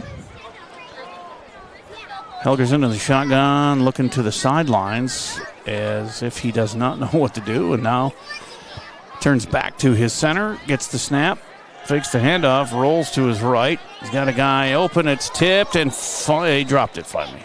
So incomplete. 4th down. Broken up by 10. Yeah, good effort there by the Tiger defense to force that incompletion. And that's really the best defensive stand they've had all game so far. 2:39 left in the first half. So Hunter Schrettlaw had the hands on that one. He just could not bring it in.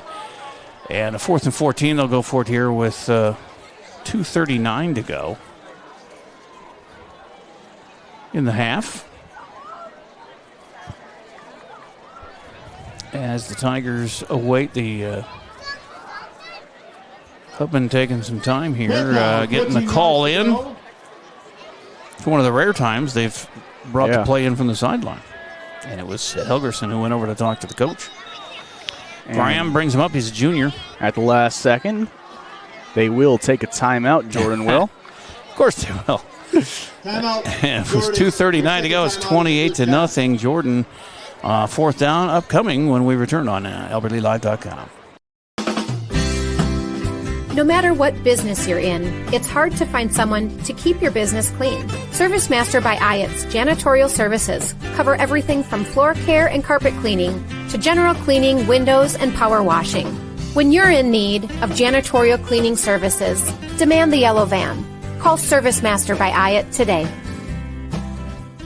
Demand the yellow van. Call Service.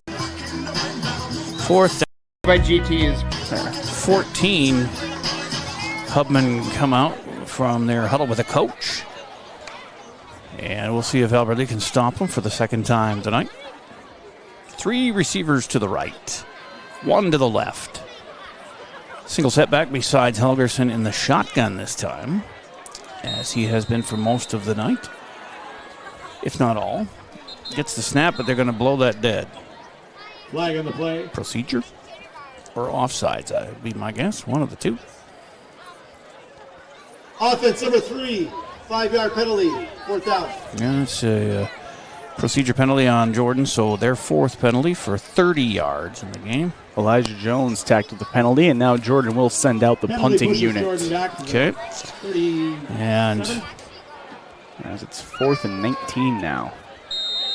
2:38 remain. Yost goes deep at about the 3-yard line.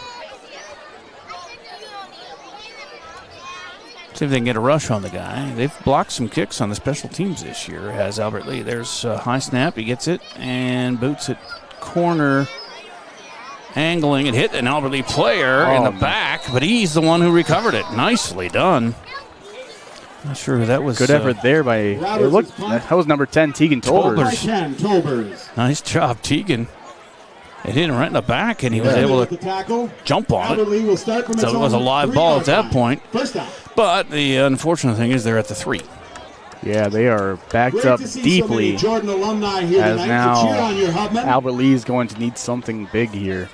They need Sam Darnold to JJ, 97 yards. Darnold. Come on. That's what everyone needs. 97 yards, just like the Vikings. Exactly. Get that little post right up the middle. Kahn goes to the right, Shuey's wide left, and high backfield behind Tolbers. He's going to hand off this time, and it's Irvine gets out to about the 5. Couple of yards. Charlie up to 12 on the day. Carried by Irvine, brought down by number 10. Have not been able to get the running game on track this season, much less today.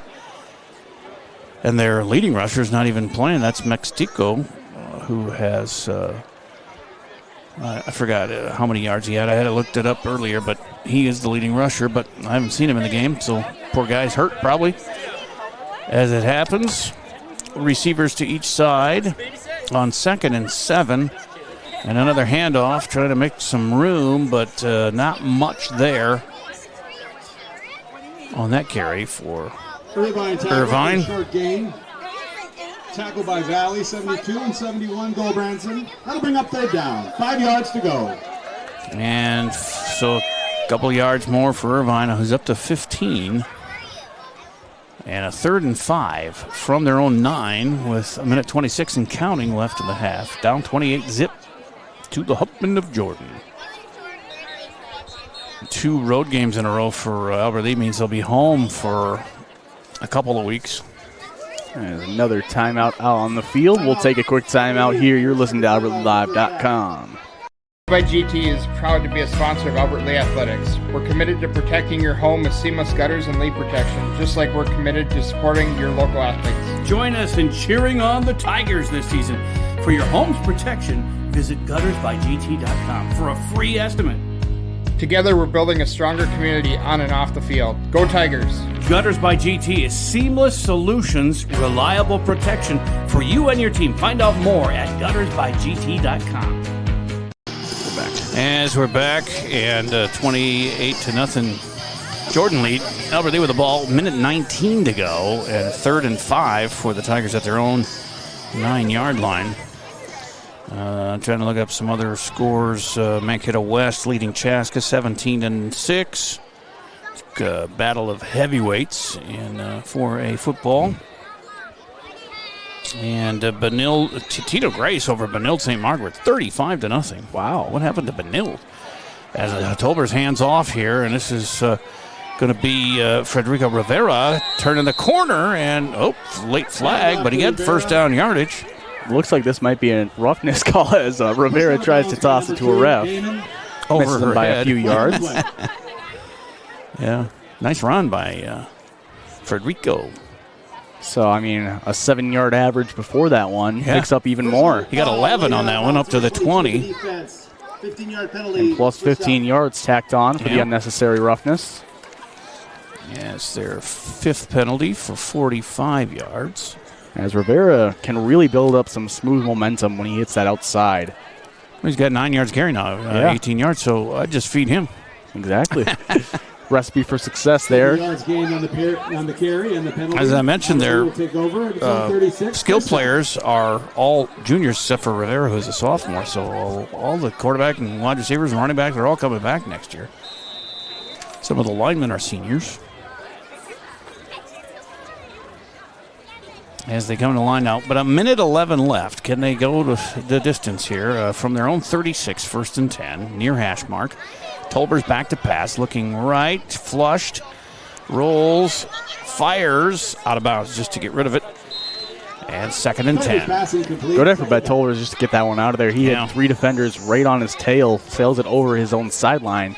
With a minute 03 left in the first half, Albert Lea with the ball at their own 36, 2nd and 10, trying to get on the board down 28-0 on the scoreboard here. Yeah, Albert Lea, I mentioned they have 2 road games coming up with Tri-City United. And then I think Belle Plaine or something. They have 2 in a row at home. Winnable games, too. Homecoming next Friday. So we have the coronation on, I think it's Wednesday. We'll live stream that as well here on AlbertLeaLive.com. As we don't only do sports, we do events as well. Single setback behind Tolbers, who is up under center. He's got 3 receivers to the right. He sets up that screen up the middle, and it's Teeter who's got it, and he's over the 45, close to a first down. 55 seconds left. Yeah, they just got that throw off as obviously the line letting through some on the screen there, but maybe a little more than they would have imagined, as there was about 4 guys right between Tolbers and the running back, but they make it work. Now close, knocking on Jordan territory. Yeah, it's 1st and 10 at the 46. 43 seconds left as Tolbers rolls to his right, being chased, and he throws it again on the way over the head of Shuey over there on the far side, 50-yard line. Broken up by number 3. Yeah, number 23, Charlie Irvin, kept in the backfield to try to block, and it looked like he might have accidentally thrown a block in the back there at the last moment. But he also kind of pushed the guy towards Tolbers, which also might have led to a roughness call. We'll see what the call is. It's a personal foul. Offense. Illegal blindside block, number 72, 15-yard penalty. They're calling it on Devin Distad, of one of the linemen up front. 3 penalties for 40 yards. 2 of them are personal fouls against Albert Lea. Distad, a sophomore, listed as guard on the roster. As he had that right guard there. 30 slotted in it. Just 38 seconds to go, and it's 2nd and 10 now. Well, let's be more than that. 2nd and 25 at their own 31 for the Tigers. Albert Lea does still have 2 timeouts remaining. Remains 2nd down. As they come to the line, Tolber's up under center. He's got 3 receivers to his right. Single setback. Back to throw. Pressured. Rolls out. Trying to buy time and then lets it sail out of bounds. Far side. Boy, some rough stuff on the Jordan defensive backs. Yeah, kind of climbed up the back of one of our receivers. Nothing called, though. That will be 2nd down. So 29 seconds to go on 2nd down, because they had the penalty. Yeah. So 2nd and 25. From the 31 for Albert Lea. Nearing halftime. We'll run through the scoring plays again. It's 28-0 Jordan.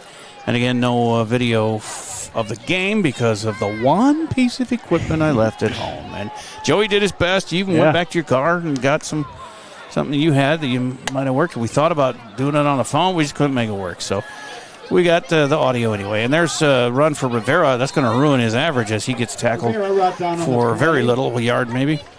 On that run there, Easton Shuey on the near side was out wide to the left. He was completely left open. He tried to clap, signal over for an audible, but as soon as he did that, Jordan rolled over with a defender. 6 seconds, that's going to probably be the last play unless they can get one snapped here in 2 seconds. They do get it underway. Last play of the half is going to be no, he got away from the sack there, and he's going to get a couple of yards, but that's it for Tegan Tolbers. And he gets tackled, and that's the half. 28-0. Jordan leads at the break. And we're here on AlbertLeaLive.com. By the way, if you want to get on board here, we don't just do football, basketball, hockey, and baseball. We do. Last night I was doing girls swimming and diving. My first attempt at that. That was fun at the Albany High School against Mankato East. And then we've done some volleyball. We've done boys and girls soccer. Going to be doing some wrestling quads and duels coming up this winter. And along with the hockey and basketball too.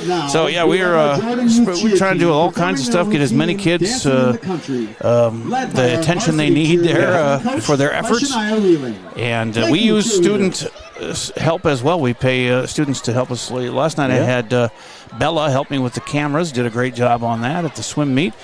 And who had 10 or 12 kids sign up to try and help or to be helpers for us. I mean, I started off helping out with Northfield Live as a student. Now I'm going off to college up at St. Cloud doing this radio broadcasting for football. So, there's plenty of opportunities out there in the world if you go out and look for them. Yeah, and I've been doing play-by-play sports on radio for quite a while, but I got out of that and now doing the streaming thing because I think it's the thing of the future.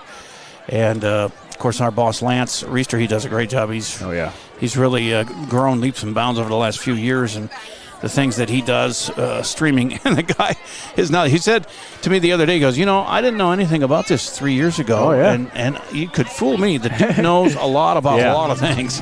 He's had to learn to put all the equipment together for 4 different schools. And so, it's a fun time. And I thank Joey for being here today. We got a half to go. Well, let's take a break here, and we'll talk about the scoring that Jordan did in that first half coming up here on AlbertLeaLive.com. Discover GT Window and Door, dedicated to transforming houses into homes for over 12 years. Every window and door is an opportunity to step into a world of possibilities. Whether it's upgrading your windows for better insulation or adding style with a new door, GT Window and Door is here to make your home dreams a reality. I'm Adam with GT Window and Door. We take pride in our commitment to excellence, ensuring we're your go-to for all things windows and doors. Call us today to schedule your consultation and start your journey to a more beautiful, comfortable home with GT Window and Door. Hi, Dr. Michael Ritchie, Ritchie Eye and LASIK. Many people tell me they've heard horror stories about all the drops needed after cataract surgery. Well, fear no more. At Ritchie Eye and LASIK, Dr. Miller and Dr. Reinsbach are dropless. That's right. No need for medicated eye drops before or after your cataract surgery. I love dropless for my cataract surgery, and you will too. Ritchie Eye and LASIK in Faribault, your leader in advanced cataract surgery. No matter what business you're in, it's hard to find someone to keep your business clean. ServiceMaster by Ayat's Janitorial Services cover everything from floor care and carpet cleaning to general cleaning, windows, and power washing. When you're in need of janitorial cleaning services, demand the yellow van. Call ServiceMaster by Ayat today. Demand the yellow van. Call ServiceMaster. Fireside Orchard and Gardens has gone to great lengths to make their orchard enjoyable for the entire family. Fireside Orchard has cider, pies, fudge, and they grow 27 of our favorite Minnesota varieties, such as Honeycrisp, Sweet Tango, Zester, and Harrelson. Open 7 days a week, 9 to 6, until December 24th. Avoid the crowds and stop by during the week. Fireside Orchard and Gardens is located just west of Northfield on Highway 19. Check them out on Facebook, see a full list of apples at firesideorchard.com, then stop for the apples and stay for the gardens at Fireside Orchard and Gardens. Whoa. Hi, can I help you? Yeah, my friend Jay and I are looking for our dream home, something big. Right now I feel like I'm living on top of him. Great, let's talk mortgages. Wait, your bank is looking cozy. Yeah, we like personal interactions. But as you can see, our vault still has plenty of space for our customers' dreams. Wow. You took the words right out of my mouth. NCC Builders has built and renovated custom homes and commercial buildings since 1972. We are committed to providing the Northfield area with high-quality construction with a singular focus to bring your vision to life. I'm Adam, the president of NCC Builders. You can rely on our experience and attention to detail for your home or business. Take the first step. Contact us at nccbuilders.com or 507-645-8975. Franzen Bank and Trust, where our mission is to determine your needs, develop relationships, and deliver solutions. We do this with superior customer service through timely communication by empowered employees who love to support the Northfield Dundas area. I'm Aaron Nibby, and I chose to be a business banker at Franzen Bank & Trust for these reasons. Stop by and meet me for your business banking needs at Franzen Bank & Trust, off Highway 3 in Dundas. This is Barb from Professional Dental Group, letting you know that the doctors and staff of Professional Dental Group are proud to call themselves Northfield Raiders sports fans. Whether scheduling for an implant, mouthguard, or general visit, we look forward to providing you with the same exceptional care that Professional Dental Group has delivered for over 45 years. So on behalf of Dr. Becky Johnson, Dr. John Nowak, Dr. Brian Cravey, Dr. Tyler Yonke, and Dr. Mallory Peterson, go Raiders! We're in Jordan at halftime. It's 28-0 Hubman. I'm Jay Paul along with Joey Hudson, and no video of the actual football game. We've got, of course, the commercials you can see, and, of course, the scoreboard is there. As you can see, it's 28-0 here at halftime, and, of course, GT Window and Door, Gutters by GT, the football sponsor this year, got their logo up there in the upper right, and the rotating logos of other ads that we've been playing here. And you might notice there are a lot of them from out of town. That's because we need more Albert Lea people to buy some advertising for AlbertLeaLive.com and all the stuff we do. We do at least 3 events a week, if not more, which is more than anybody else is doing. And we do a varied amount of different sports. So your ads will reach a diverse set of people. And we look forward to hearing from you at 507-402-1600. You can call or text me. Also, you can email JLMRmedia at gmail.com. That's JAYLMRmedia at gmail.com. They got a flag football game with the youth out there right now. They had the youth dancers out there with the dance team from the varsity dance team. So they've had a lot of fun here at halftime. And 28-0. So let's run you through the touchdowns here. They had 4 impressive scores. Mason Adamic had a 4-yard run to open the scoring. Extra point was good at 7-0.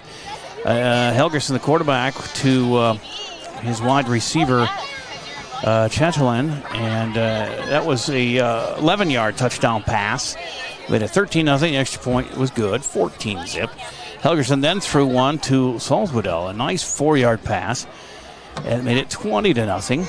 And the extra point was good, 21-zip. Owen Maloney ran it in from 15 yards out to make it 27-0. The extra point was good. And that's where we stand at 28-zip here at halftime. Both teams winless coming into tonight. And Jordan well on their way to victory number 1. Although we do still have a half to play yet. So let's see if Albert Lea can make some adjustments and at least maybe work their way back into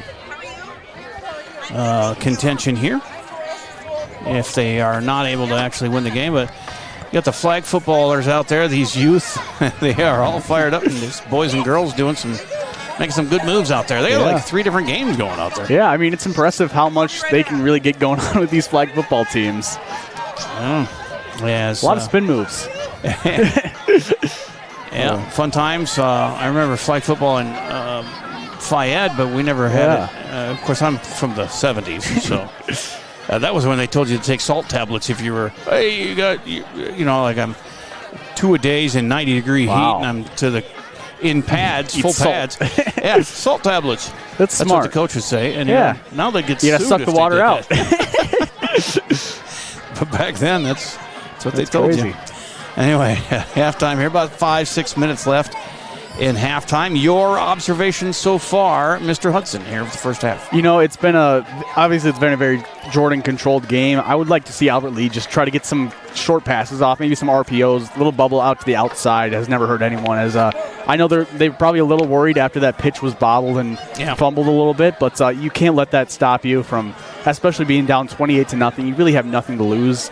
If you just try out some new offensive strategies, you get some guys in, try out something new, you just got to try something. 35-0 is running time in high school football here in Minnesota. I believe that's fourth quarter, though. Fourth quarter. You're right. It is. So they have opportunity for that, and both teams could get some guys in maybe that don't play a lot as well, get some experience going on some of the younger guys. We shall see. We've got some of the Jordan players back. They're playing catch with the young flag footballers. Yeah. As we will take our ad break here, and we'll be back for the second half on AlbertLeeLive.com. Community banking at its best. Whether you are looking to improve your financial future, planning to buy a new home, or considering a mortgage, Heritage Bank in Northfield can help. Our ability to make decisions locally provides you the highest level of service at competitive rates. Your finances and home are important to you, and having a staff that you can trust makes all the difference. We make banking easy with real estate specialists and loan officers ready to help you. Stop by Heritage Bank on Highway 3 or contact us at heritagebankmn.com and see how the professionals at Heritage Bank can help you build your future. Gutters by GT is proud to be a sponsor of Albert Lea Athletics. We're committed to protecting your home with seamless gutters and leak protection, just like we're committed to supporting your local athletes. Join us in cheering on the Tigers this season. For your home's protection, visit guttersbygt.com for a free estimate. Together, we're building a stronger community on and off the field. Go Tigers! Gutters by GT is seamless solutions, reliable protection for you and your team. Find out more at guttersbygt.com. Thomas Gardens offers a wide range of fresh, locally grown produce, including potatoes, cucumber, zucchini, cabbage, tomatoes, and some of the largest onions and carrots I've ever seen. And don't forget the delicious sweet corn. Thomas Gardens. Check them out on Facebook, then stop by 9 to 5 Monday through Saturday and 10 to 4 on Sunday to shop from a local, family-owned business. Thomas Gardens and Nursery, conveniently located along Highway 20 between Faribault and Northfield. We know that there is more to a home than the building. There is care and detail in every last nook and cranny of what you call home. That's why Schmidt Homes is the only call you'll ever have to make. Their in-house designer will work with you to get everything the way you want it. Their highly skilled craftsmen and quality materials will ensure the best possible value for your home. When you're ready to start building your home, be sure to check out Schmidt Homes' beautiful and regularly updated showroom for inspiration. Get started building your dream home. Learn more at schmidthomes.com. Northfield Retirement Community is proud to introduce Enhanced Care Assisted Living. In this recently expanded area of our campus, we have increased daily licensed nursing coverage, making it possible to provide a higher level of clinical care and monitoring to those in need of additional support. This enhanced model of care provides more choices, allowing residents to age where they are. Contact Northfield Retirement Community for more information at northfieldretirement.org. Northfield Retirement Community, innovation, choice, tradition. Accidents happen, and we know they don't always happen at convenient times. That's why River Valley Eye Professionals provides urgent eye care services for everything from pink eye to a scratch, injury, or sudden change in vision. Let yourself have peace of mind knowing that we'll be there for you when something goes wrong. If you happen to be in the unfortunate situation of having an urgent eye concern and don't know what to do, call River Valley Eye Professionals or find out more at rvep.com. River Valley Eye Professionals.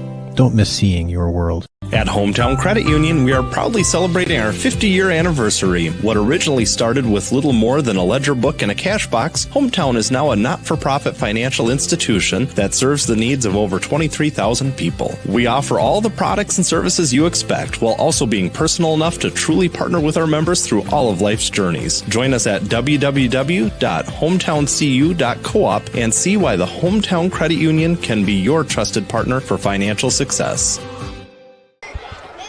Michael Ritchie, Ritchie Eye and LASIK. Like many of you, I recently had cataract surgery and I am loving it. My vision has never been better, driving at night is fun again, and I wake up in the morning and see. And now you're wondering, which doctor did I choose? Short answer is both. Dr. Miller fixed one eye and Dr. Reinsbach operated on the other. They are both great people and fabulous surgeons. I trust them implicitly and you can too, but just pick one. Ritchie Eye and LASIK in Faribault, your leader in advanced cataract surgery. Orchard and Gardens has gone to great lengths to make their orchard enjoyable for the entire family. Fireside Orchard has cider, pies, fudge, and they grow 27 of our favorite Minnesota varieties, such as Honeycrisp, Sweet Tango, Zester, and Harrelson. Open 7 days a week, 9 to 6, until December 24th. Avoid the crowds and stop by during the week. Fireside Orchard Gardens is located just west of Northfield on Highway 19. Check them out on Facebook, see a full list of apples at firesideorchard.com, then stop for the apples and stay for the gardens at Fireside Orchard. No matter what business you're in, it's hard to find someone to keep your business clean. ServiceMaster by Ayatt's janitorial services cover everything from floor care and carpet cleaning to general cleaning, windows, and power washing. When you're in need of janitorial cleaning services, demand the yellow van. Call ServiceMaster by Ayatt today. Demand the yellow van. Call Service. Borrowing money is a big deal, and Community Resource Bank is ready to help.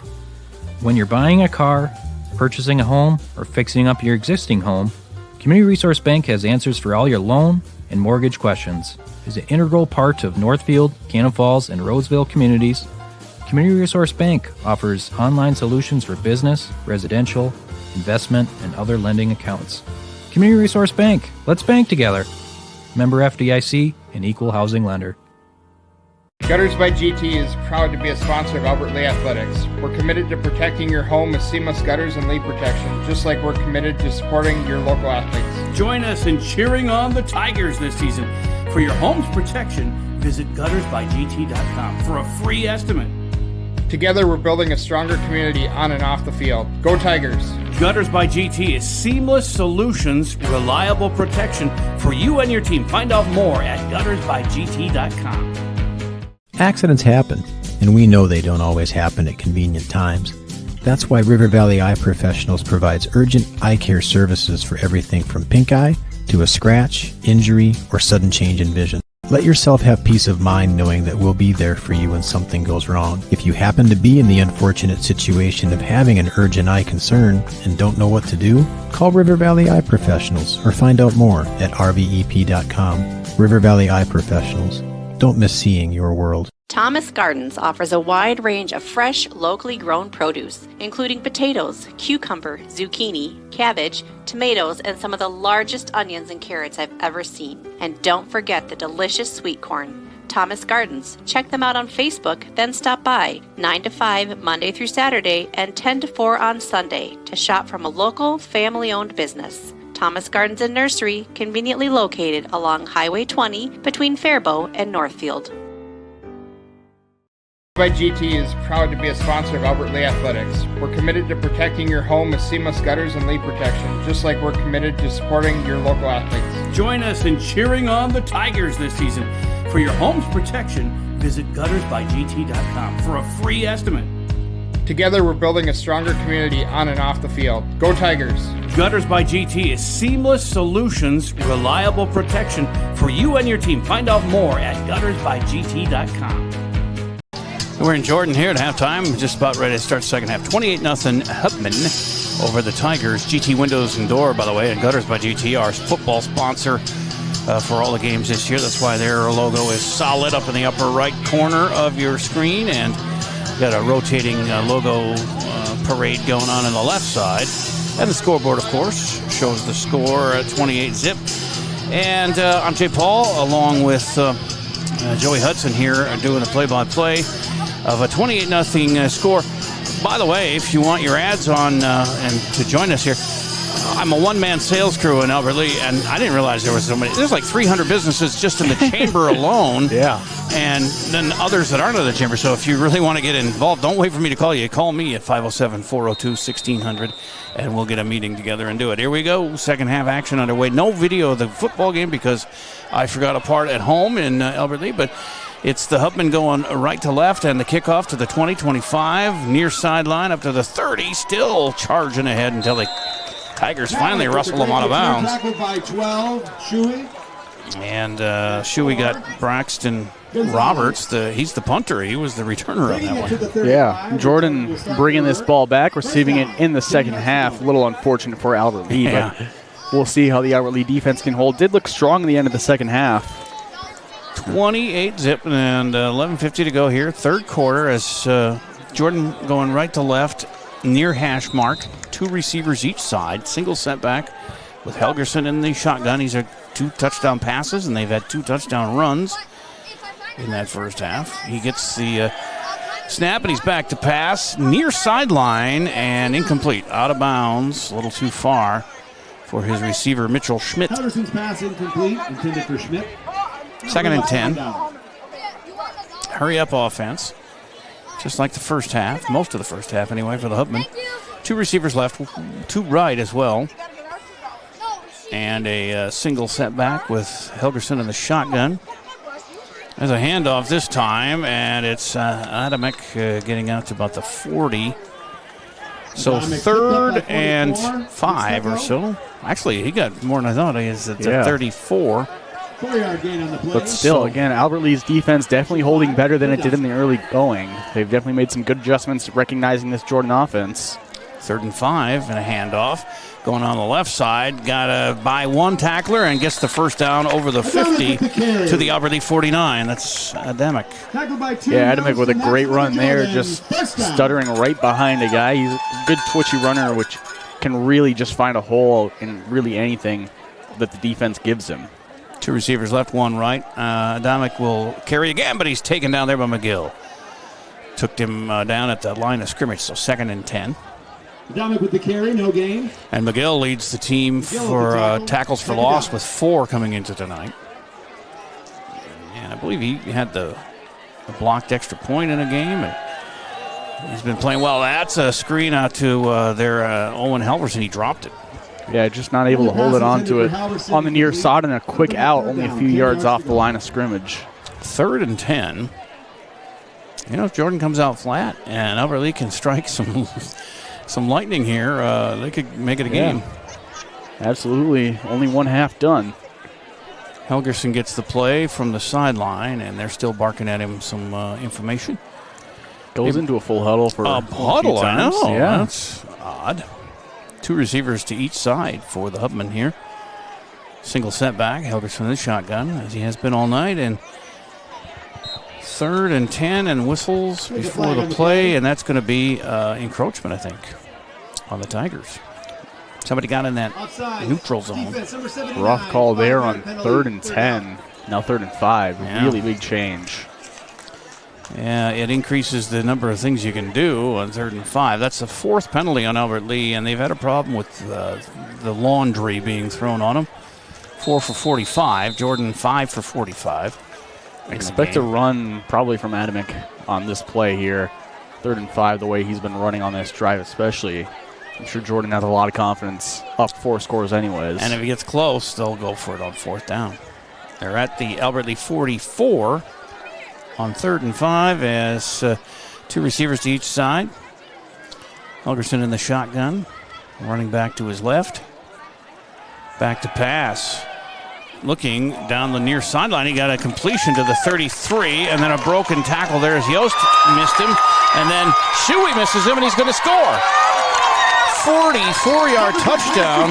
Elijah Jones breaks through on the near sideline, shedding off several tackles on just a nice, simple curl route on the outside.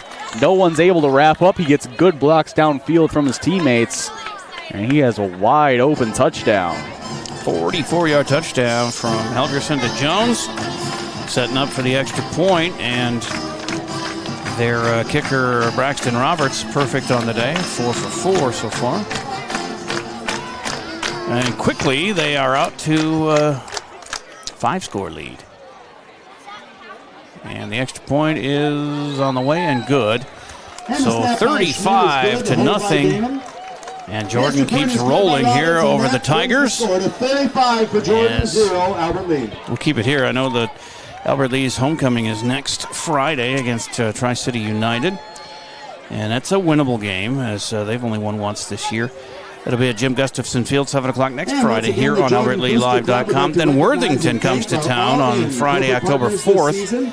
And they have, I think, they're 0-3 coming into today, so that's another winnable game for our Tigers. And then they'll be at Waseca on the 11th, and the Blue Jays are 2-1 on the season. And Belle Plaine is at Albert Lea for the final game of the regular season. Just 4 games left after tonight. This season is going fast. We haven't even had any cold weather games yet. I know. It felt weird. I've been calling games up in St. Cloud, and it's been nice and warm. Yeah. So setting up for the kickoff here, 35 zip, 10.5 to go, third quarter. Albert Lea has Boss and Rui back, and it's going to be Boss taking it. No, it's not Boss. That is going to be Edison Enzer, number 85, getting his first kickoff return. He gets it all the way out to the 39. Yeah, good one there. He catches the squib at about the 15 and brings it all the way up to the 39-yard line. Number 35. And Enzer is a 6'1", 160-pound sophomore, getting some work done there. Regulars are in for the offenses. I see Tolbers and the rest of the crew here to start the second half, and you would expect that. They're going to try and get some points on the board here and not get shut out. They've been shut out a lot in the last several years, and not so far this year. So a little bit of pride on the line here as they swing a nice little swing pass to Rivera. He has a first down and more, crossing midfield and getting run out of bounds at about the Jordan 43. Exactly what I was saying that the Tigers needed to do there. Just get the ball to the outside to those playmakers. That was well designed. Nice play. Yeah, that was very well designed. Very good mountain swing pass out there. Rivera, who's had the best of the rushing attempts, 3 carries for 19 yards, but that one on a swing pass, he's able to get a first down and more. First and 10 from the Hubman 44. 10 minutes left here in the third. High backfield.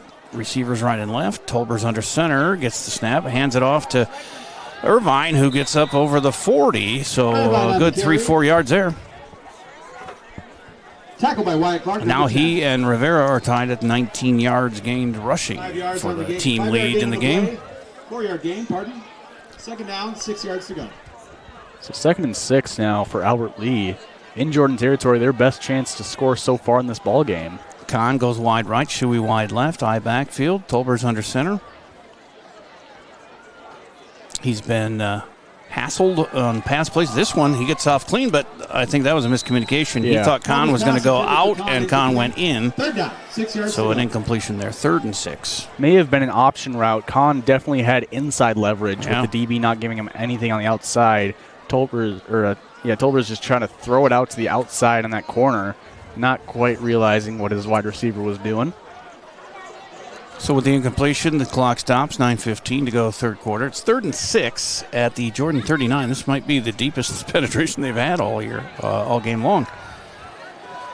It's a single setback, Irvine. 2 receivers to each side now.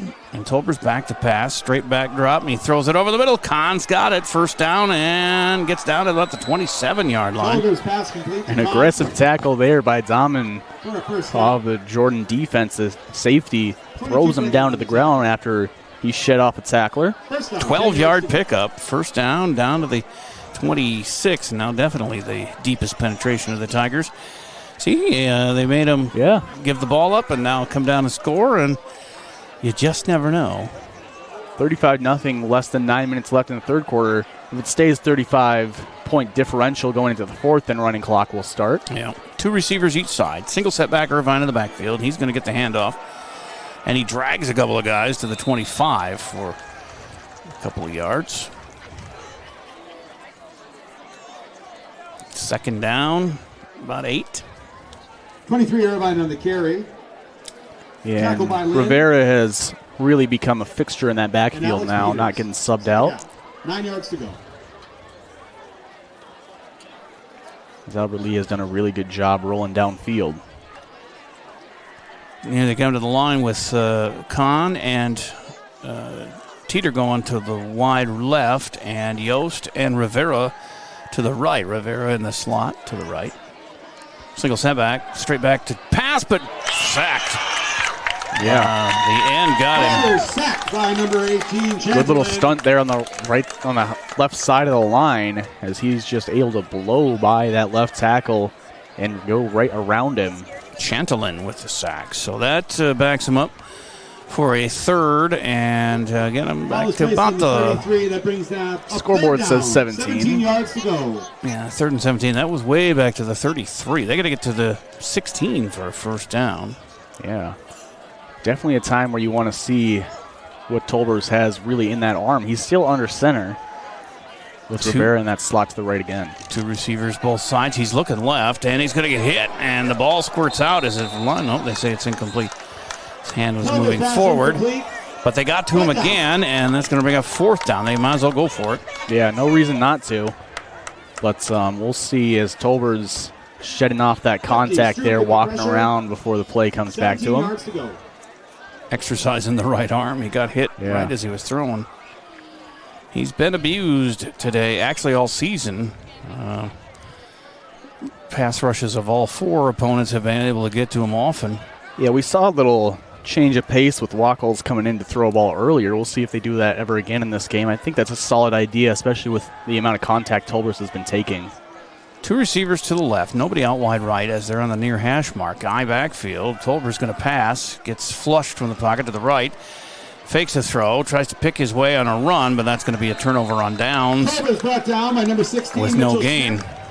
Yeah, really tough play for him there, as obviously on 4th down he can't just throw it away, but that's really what you need to do on that play when it breaks down like that. He had defenders behind him, defenders to the left of him, defenders in front of him, and a sideline to the right of him. Nothing that he could have done there. Jordan begins its work. First down. Down to 7:05 to play, 3rd quarter. 35-zip. All Jordan. And all Jordan School athletic training services are provided by St. Francis Regional Medical Center. As they start all that you do. From their own 34 with shotgun and 3 receivers to the right, 1 to the left. Going right to left. And a handoff, a few yards up the middle there as Lincoln Mountain on the carry. 3-yard gain on the play, 2nd down. 2nd and 7, they're calling it from the 37.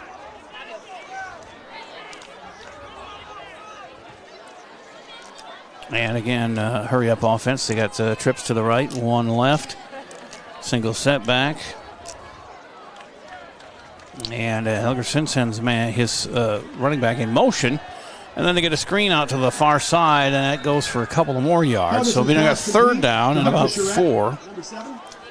Yeah, I mean, you see a lot of offenses in high school really utilizing the sideline now with just screen passes out to the outside and just trying to find that outside. I called a game St. Cloud Tech versus Alexandria last week that ended 63-0 because Alexandria just kept throwing the ball to the outside, letting their wide receivers just work downfield to get out of bounds quickly. Use their speed, 2 receivers left, 1 right. Back to pass is Helgerson. He gets hit right as he threw it, and that almost got picked off. That would have been nice for Devin Gonzalez, but wasn't able to get there for that one.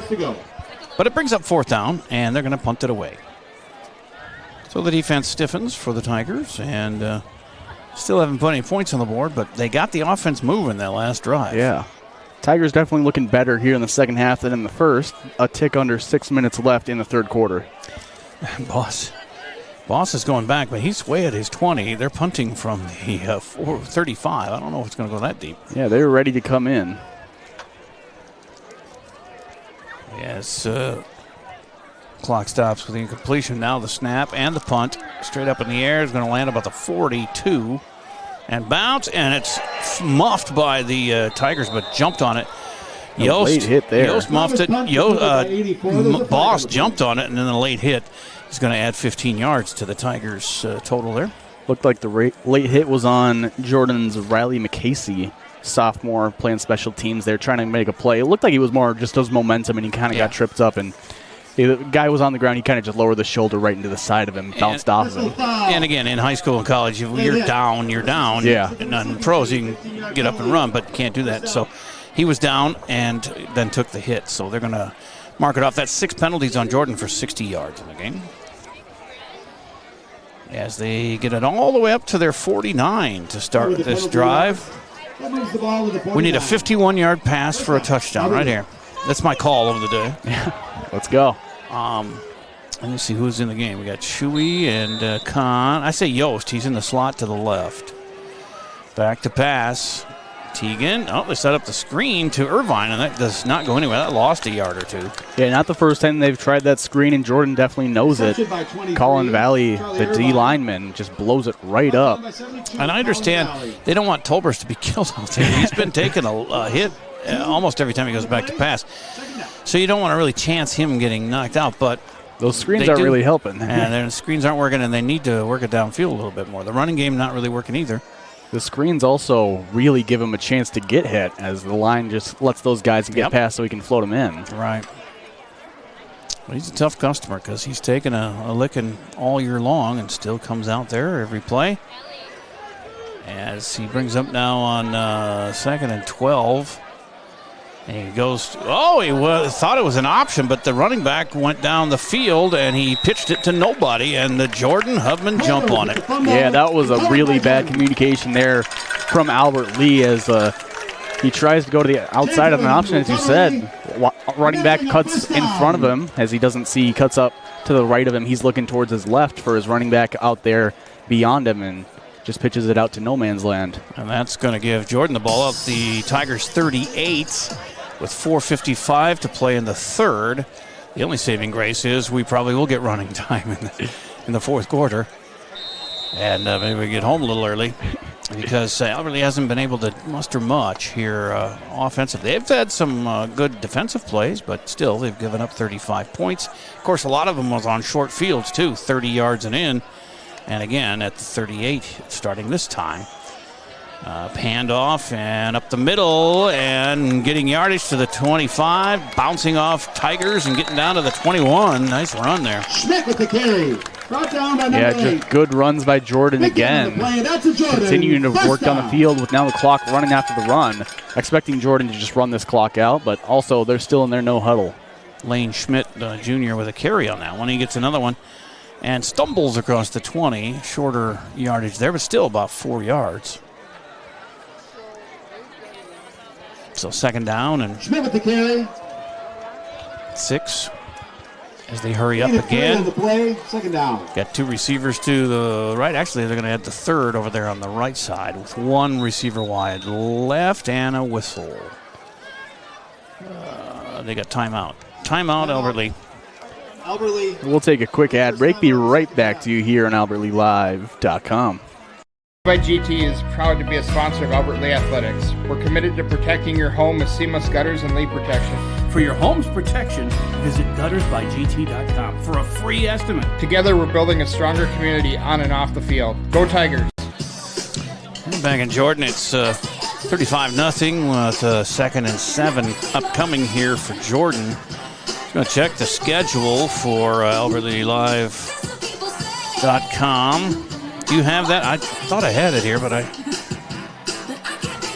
was going to go through what's coming up next week. We've been doing some soccer on Tuesday nights, and I think we'll continue that. But yeah, I don't have the schedule in front of me right now.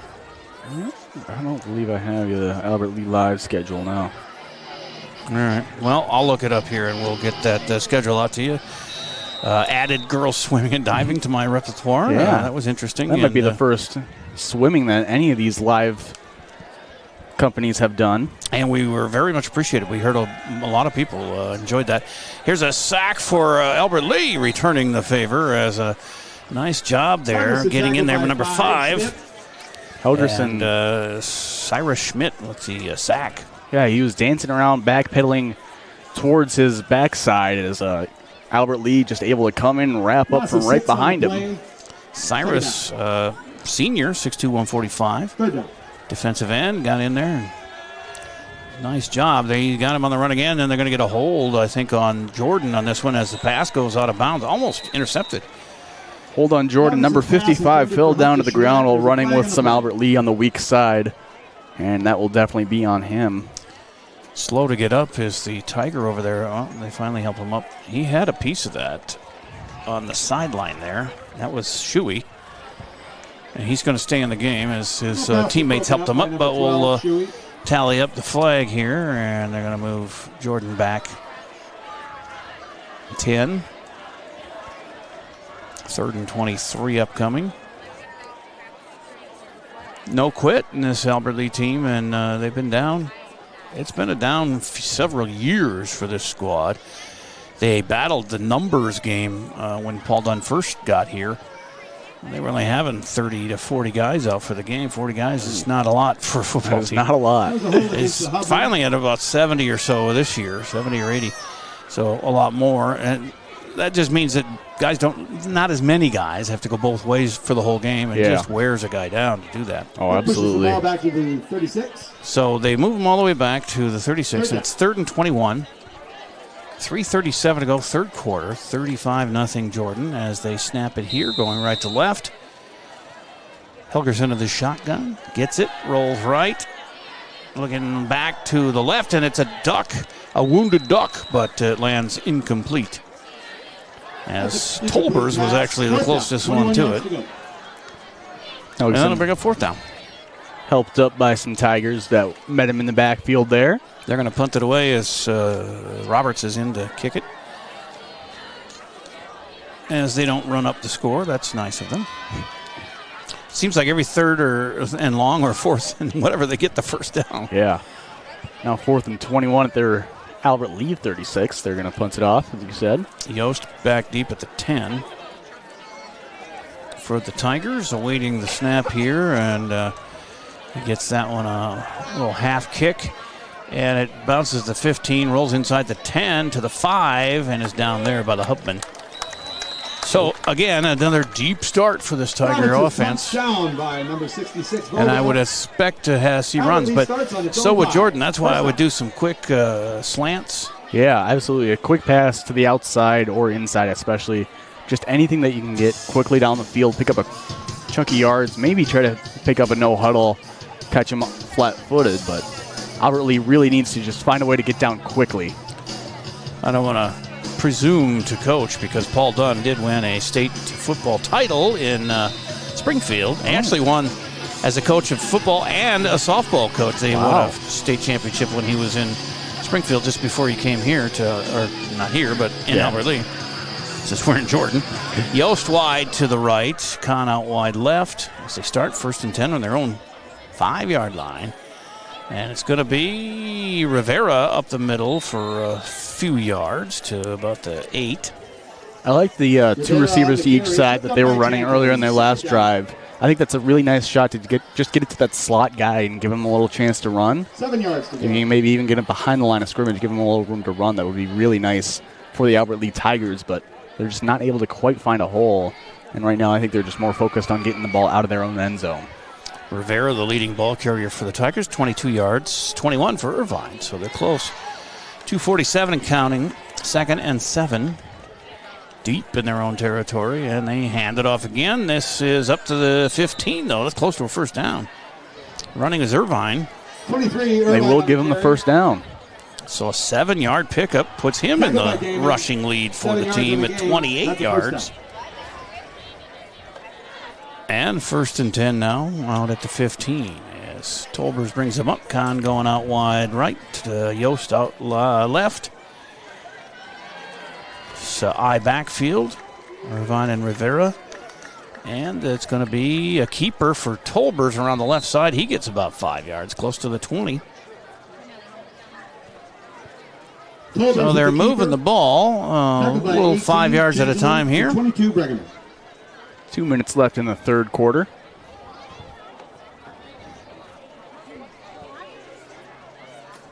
.35 Jordan. They scored 28 in the first half and then scored on the opening drive of the second half.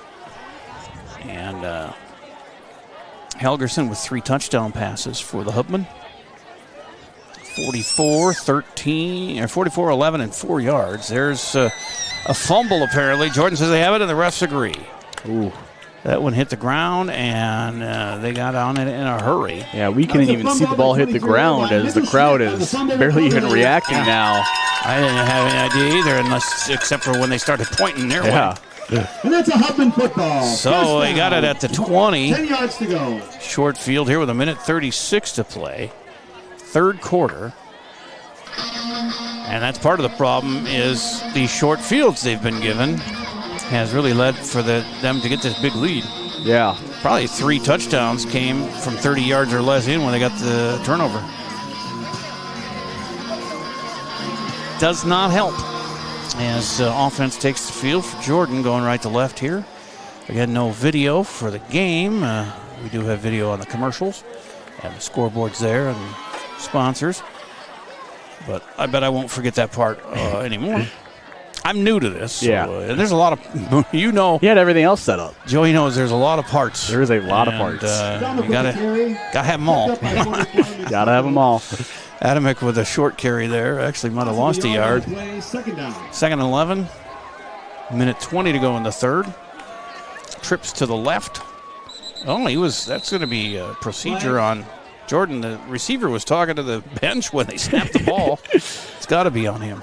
Yeah, I'm assuming so. Offense number 16. Yep, 5 yards back. Seventh penalty for 65 yards for the Hubman. And brings up 2nd and 15 at the 26. Minute 9 and the clock is running left here in the third. 2 receivers to each side. Helgerson in the shotgun. Single setback to his left. Albert Lee showing blitz from the linebacker position. Now they snap it, and there's that shovel pass. Yes, they get him at the 25. Maybe a yard gain on that one. Great effort by McGill there, meeting him on the outside run. McGill has endless energy for a guy his size. Yeah. To be on the defensive line and make it all the way out to the sideline and make that play. That's impressive. So 3rd and 14 for Jordan as a back to pass, and that's McGill getting the sack. Yeah, and he was there in a hurry. He came from the outside, almost at the slot corner position, moving quickly in, no hesitation, no one touching him as he wraps him up easily. Jumped right on Helgerson's back and dropped him. And McGill, I mean, he's listed as 6'5", 192. I mean, kind of considerably light for his size. Yeah. As that'll be the end of the third quarter. Ladies and gentlemen. And we'll go to running time here in the fourth quarter because of the 35-point lead. So they won't stop it except for scores and injuries and timeouts, of course. So we'll take a break and be back with fourth quarter action here. 35-0 Jordan on ElderlyLive.com. Discover GT Window and Door, dedicated to transforming houses into homes for over 12 years. Every window and door is an opportunity to step into a world of possibilities. Whether it's upgrading your windows for better insulation or adding style with a new door, GT Window and Door is here to make your home dreams a reality. I'm Adam with GT Window and Door. We take pride in our commitment to excellence, ensuring we're your go-to for all things windows and doors. Call us today to schedule your consultation and start your journey to a more beautiful, comfortable home with GT Window and Door. Thomas Gardens offers a wide range of fresh, locally grown produce, including potatoes, cucumber, zucchini, cabbage, tomatoes, and some of the largest onions and carrots I've ever seen. And don't forget the delicious sweet corn. Thomas Gardens. Check them out on Facebook, then stop by 9 to 5 Monday through Saturday and 10 to 4 on Sunday to shop from a local, family-owned business. Thomas Gardens and Nursery, conveniently located along Highway 20 between Faribault and Northfield.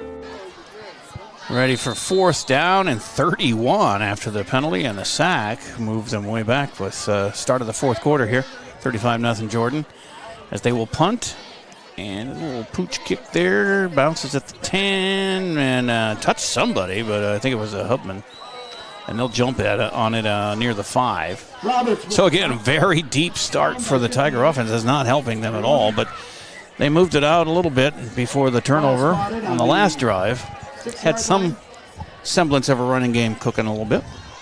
And as you said before the timeout, we're going to change the quarter and the punt. The clock will be ticking. Less than 12 minutes now left on the game clock. Yeah, the mercy rule. Most sports have it.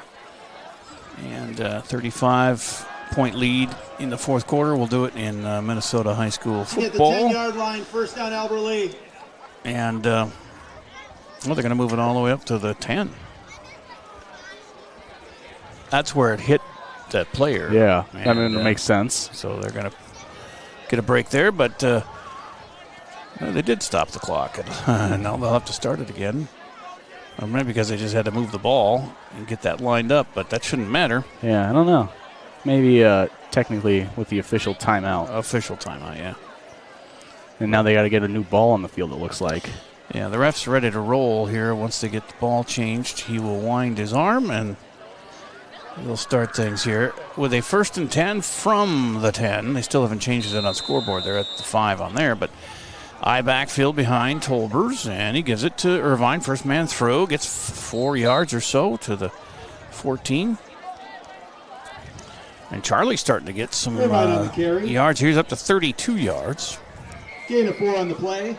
Second down. 2nd and 6 for the Tigers now. Under 11 minutes left in the game. Now, we were in New Ulm, and they had a 35-point lead. They won by 40, but they never ran the running time. Really? So it was strange. Lance noticed that. He goes, they're not doing running time. It's like 40-point lead here. But we'll see what they do here. Tolber's going deep. He's got Kahn. Caught it at the 40. Turns and gets all the way up to the 49. On a big gainer, 35 yards from Tolbers to Kahn. Yeah, Kahn just on a deep post right over the middle. It goes right over the safety on him. Brings it down over him. As you said, he turns around after bringing that in. He shook off that guy as another one came in a few yards after. A great gain there for Kahn. 47 yards for Carter on the day. Couple of catches. And huddling up the Tigers, and the clock runs. 10:04. 1st and 10 from their own 48. A couple more of those. See, we could be coaches. Yeah, exactly. Open up the passing game a little bit. 2 receivers each side. Tolbers, quick throw over the left side. That's complete to the 45 of Jordan. So another 7-yard gainer. And that was Rivera on the receiving end of it. 2nd and 3. And now LEA now hurrying up the offense with 2 receivers right. I backfield behind Tolbers up under center. Drops to pass.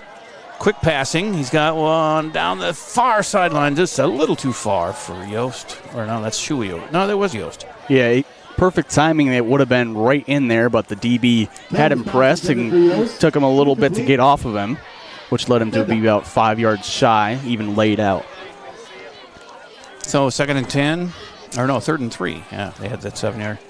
So 3rd and 3 from the 45 of Jordan for the Tigers. I've got Kahn wide to the right. And looks like Rivera run up the middle. It's going to be a 1st down for Rivera. It was actually Boss in the game as a wide receiver on that one. But yeah, 1st down run to the 41 of Jordan. That's an Albert Lee 1st down. And Rivera having a nice night. That's his first runs of the season. He's up to 26 yards. Yeah, and Rivera only a sophomore, so he'll certainly become a fixture in this offense very quickly. Yeah, no doubt about that. Charlie Irvine also a sophomore. So a sophomore backfield with the junior quarterback, Tolbers. Certainly a young team for this Albert Lee Tiger team. 8:10 to go as the ball is snapped. Tolbers rolls to his right and fires down the field. He's got Yost down there, and he just kind of plays. No, it was picked off anyway.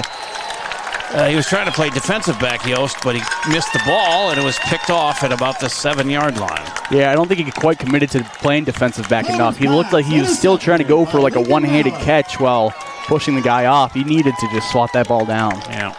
But really, you can't blame him for trying to go for that ball down 35-0 in the 4th quarter. They're not doing running time. Yeah, they are not. I don't know. They might stop it for change of possession. Yeah.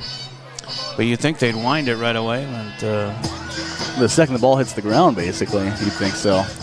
Stuck at 8:01 and a 35-0 lead here for the Hubmen, who take over at their own 6. At least they don't have a short field this time. Yeah. Receivers 3 to the right, 1 to the left, and we have a single setback behind Helgerson in the shotgun. I think that's still Helgerson. Yep, number 9. As he turns and hands off, and picking his way over the 10 is ball carrier. Can't see a number. It's 23, so that is Lincoln Malik on the carry. Hit a few yards. 2nd and 6. 2nd down, 6 yards to go. We're at around the 11. Guys in and out of the game for both sides. but mostly still starters out there here. 7.5 to go, fourth quarter. Good showing by the Albert Lee fans today on the far side. Yeah. Yeah, that's pretty impressive. It's not a short drive. It's about an hour and a half from Albert Lee. And that was another run up the middle there for Jordan. A short yardage gained there by Schmidt. Schmidt on the carry, brought down by 79. Brings up third and short here. Clock does continue to tick with the ball staying on the ground. 7 minutes left on the game clock. Some construction on 35, so I took 13 straight up from Albert Lee. Enjoyable jaunt up here. Yeah. Very, very simple drive up. 6:45 to go as they're milking as much of the clock as they can, and by the time he snaps it at 6:40, handoff. Again, he's going to get short yardage, so that's going to bring up fourth down, and they'll kick it back to the Tigers. Yeah, Jordan Field is really nice, especially with this tree backdrop from where we're sitting. But one thing is they don't have a play clock out on the field. Yeah. So in that case, I've heard the ref will tell them when there's 10 seconds left on the play clock. Yeah, he'll tell the quarterback. Yeah. Northfield's play clock doesn't work often, so. Yeah, I think, play clocks are rare in Minnesota high school. They're kind of 50-50. I've seen them a couple times, yeah. Back deep for a couple of Tigers, including Boss, way back at his 45. Awaiting a punt from the Hubman. He gets all of that one, and it's going to bounce at midfield and roll past Boss and get down at the 43. Nice kick. Yeah, they've been doing a fantastic job with number 13, Braxton Roberts, both kicking extra points and dropping punts. So 5:47 remains here. It's 35-0 as the Tigers take over, trying to avoid their first shutout of the year. Special thanks to our chain gang for working. And again, it's homecoming next Friday. We'll have the coronation on Wednesday. I'm sorry, I don't know what time that is. They also have a parade. I don't know if we're going to live stream that at all, but the game will be Friday against Tri-City United. As Albert Lee quickly to the line here, receiver to each side. Going right to left here in the fourth. Tolbers back to pass. That quick passing game's been working. He's got Kahn open, touchdown. He's going to run everybody. Caught it at the 25 and ran it in for a 57-yard score, and they don't get shut out. A fantastic job there on that outside. Carter Kahn wide open, and a great pass by Tegan Tolber to him. 57 yards. That puts Kahn over 100 for the day. And Tolbers in this second half, they've really come out with that quick pass. He takes like 3 steps and lets it fly, and it's really been working. Extra point for Stadheim. Try here. His first try of the game is up, and it goes through, and it's a 35-7 score here with 5:37 to play. Running clock will stop as it's a 35-point differential that starts it. GT Windows and Door, Gutters by GT, our football sponsor here, and he also sponsors the scoreboard on soccer games, boys soccer. So we thank Adam for that, and you can join him as a sponsor here. Call 507-402-1600 and leave a message for me or text me and say, hey, I'm interested. Get a hold of me here. We'll set up a meeting and tell you what it's all about. Like I said, I had a couple of good meetings today. I don't want to divulge who I talked to because I don't want to jinx anything, but very productive meetings with some business folks today. And hopefully they'll be on board here before too long. And we can help Lance pay some of his bills. Yeah. It ain't cheap. It is not cheap running this business. No. As kickoff coming here from Stadheim, setting it up at the 40. And again, I apologize for no video on the game. It's my fault totally, and I'll learn from it. We'll move forward. But 35-7 now. There's no running time, even if they were going to do it. As that one bounces right in front of the receiver, and he luckily went right to him. That could have been I've dicey. never quite seen that happen before. Well, if he would have put a hand out and it got past him, Albert Lee could have scooped it up and scored. But yeah, I've never seen someone with that much confidence on a kick return bounce. Yeah. Short hopped it. And it got some good field position. They're going to start at the 35. And 5.5 to play. And I see still a lot of starters out there for Albert Lea. Kahn is out, Teeter, McGill. They're not going to give up. Helgerson still in at quarterback for the Hubman. Wackles out there. Tolber's playing defense again. So good for them. It's 1st and 10 from their own 35 for Jordan. Trips to the right, one to the left. They're going to hand off here. That's the smart thing to do, is just run that clock down. Still 3 timeouts for Jordan and 2 for Albert Lea, but I don't think, I know Jordan won't use them. As they get a 9-yard gainer there to the 44 on that run. 2nd and a yard.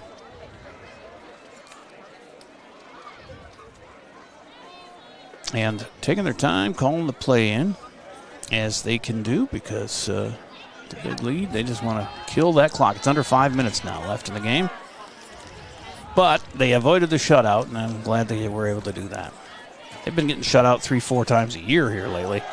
So still 0 shutouts against them. You got to take your victories when you can get them. That was a nice run. He needed 1. He got about 20 or 15 maybe to the Albert Lea 45. 46 is where they put it down. What was it? Hopkins just won their first game since 2020? Is that what it was? I think it was, yeah. I think it was Hopkins just beat Eastview for their first win since 2020. Good for them.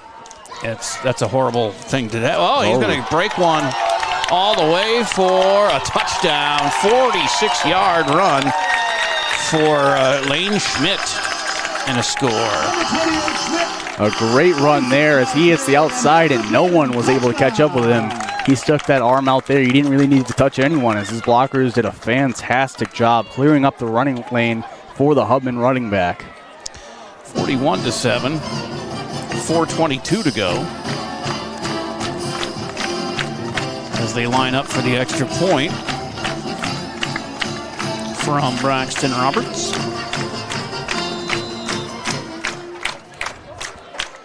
And he backs up and gets ready for the snap. And there it is. Ooh, a low snap, and he gets it blocked. Wow. So that's not going to be a 35-point differential after that one. Yeah, it's going to be 41-7, 34-point difference, but I don't think they were doing much of the clock running anyway. No, back when it was 35, but we'll have to suffer through the 4:22 normally, and Albert Lea will get the ball back via kickoff coming up when we resume here on AlbertLeaLive.com. Gardens offers a wide range of fresh, locally grown produce, including potatoes, cucumber, zucchini, cabbage, tomatoes, and some of the largest onions and carrots I've ever seen. And don't forget the delicious sweet corn. Thomas Gardens. Check them out on Facebook, then stop by 9 to 5 Monday through Saturday and 10 to 4 on Sunday to shop from a local, family-owned business. Thomas Gardens and Nursery, conveniently located along Highway 20 between Faribault and Northfield. Well, just when Albert Lea put a touchdown on the board, it didn't take long for Jordan to return the favor, and actually they just took a timeout, Jordan did.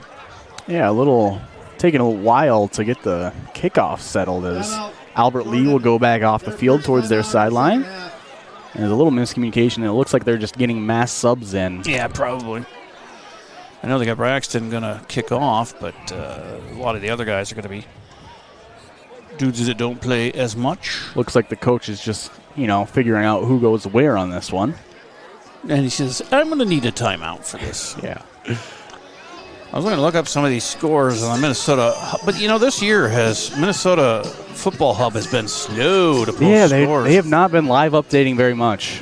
I don't know if they got new personnel or something, or budget shortage or what. They used to be pretty reliable. Well, didn't Star Tribune just take a big chunk out with the advertising-wise? I just noticed that when you look it up on your search engine on your computer, now the logo is the Star Tribune logo. Oh, yeah. Oh. As Jordan's still getting situated on who goes where on the kickoff. All right, I got some scores there. Let me see if I can find. Chaska made that closer. West leads Chaska 17-14 in Chaska. Thank you to West. As the kickoff right now is underway, and it's going to get one of the up men takes it at about the 27.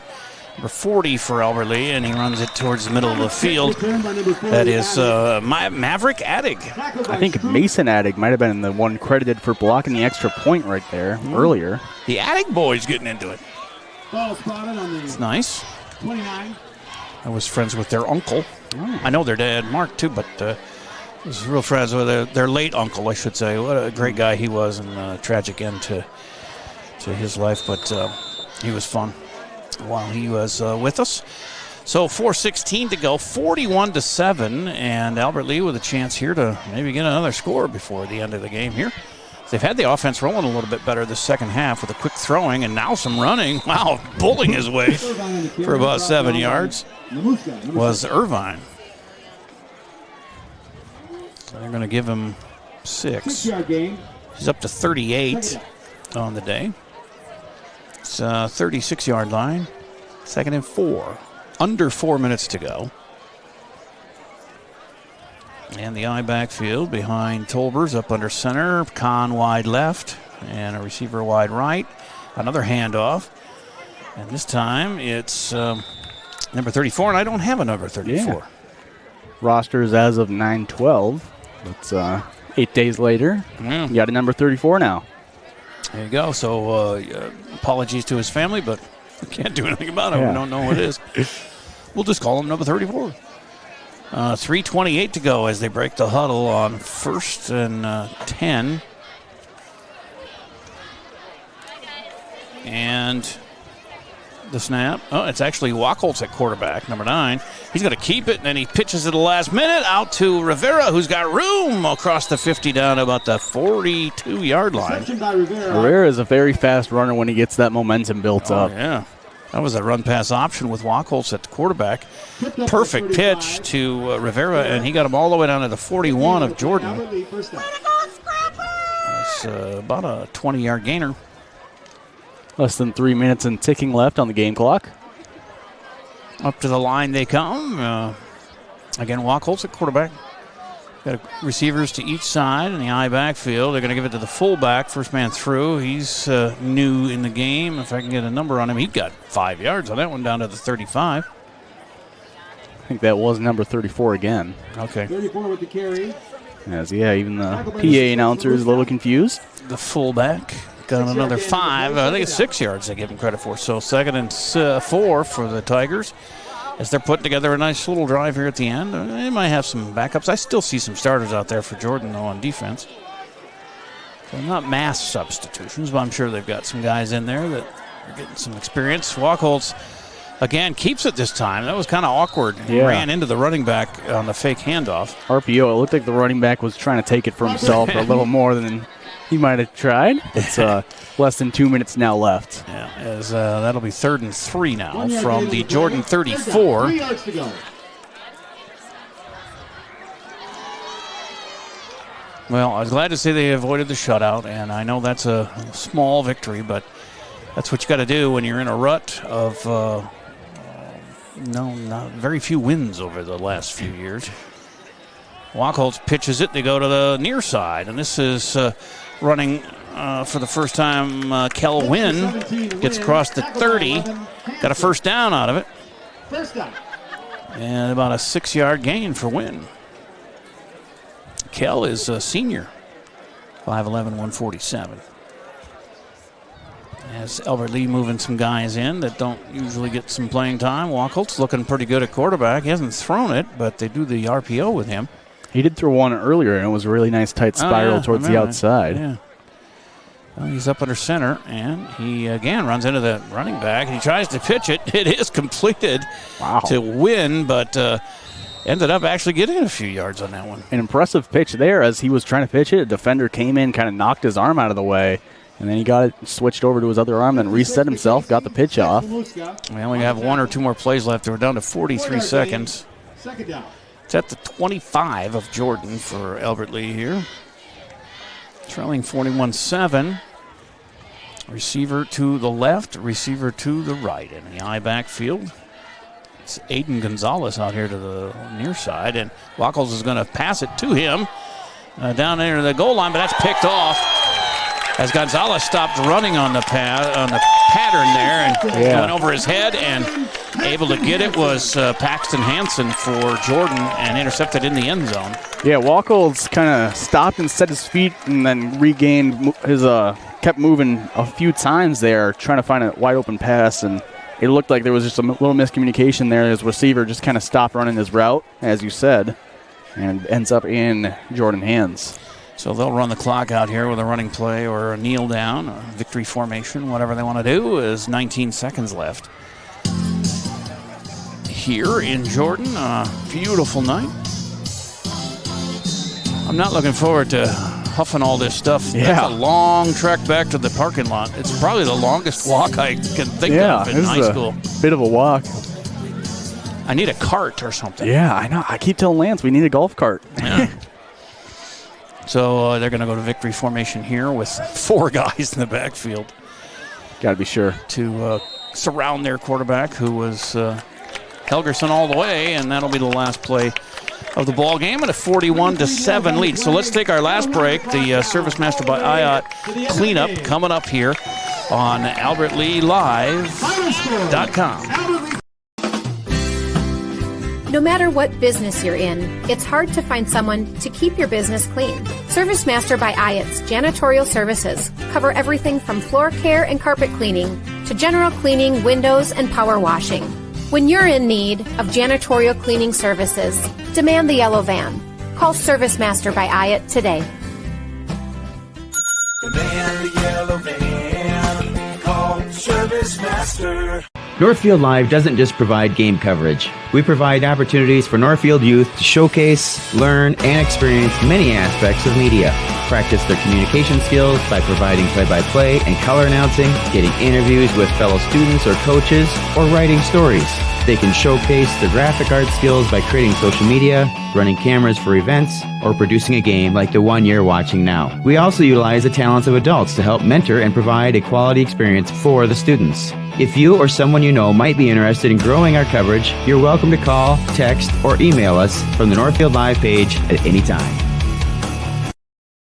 A couple things. Your mom, Renee, is in the front office here with our LMR media, and she sent the ad. I was supposed to recut that promo for Albert Lee. I figured. I didn't have the time today, so I was in meetings and stuff. I had an excuse, but we'll have ours running here pretty soon, next week probably. And then I got Dave Langrud,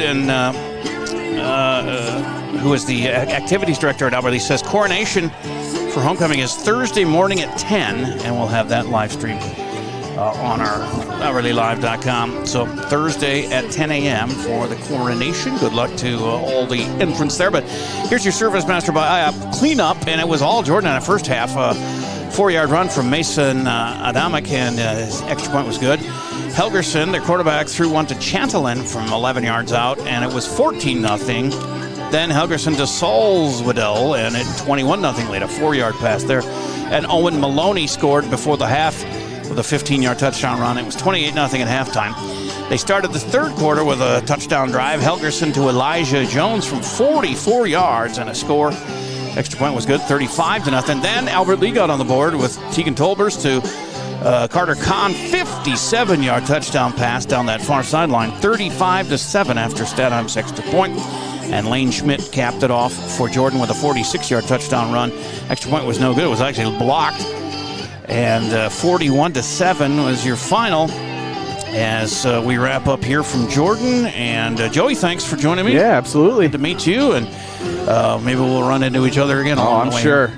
I'm Jay Paul. Have yourself a great weekend. And I think we have soccer on Tuesday. I'm going to go with that anyway here on AlbertLeeLive.com.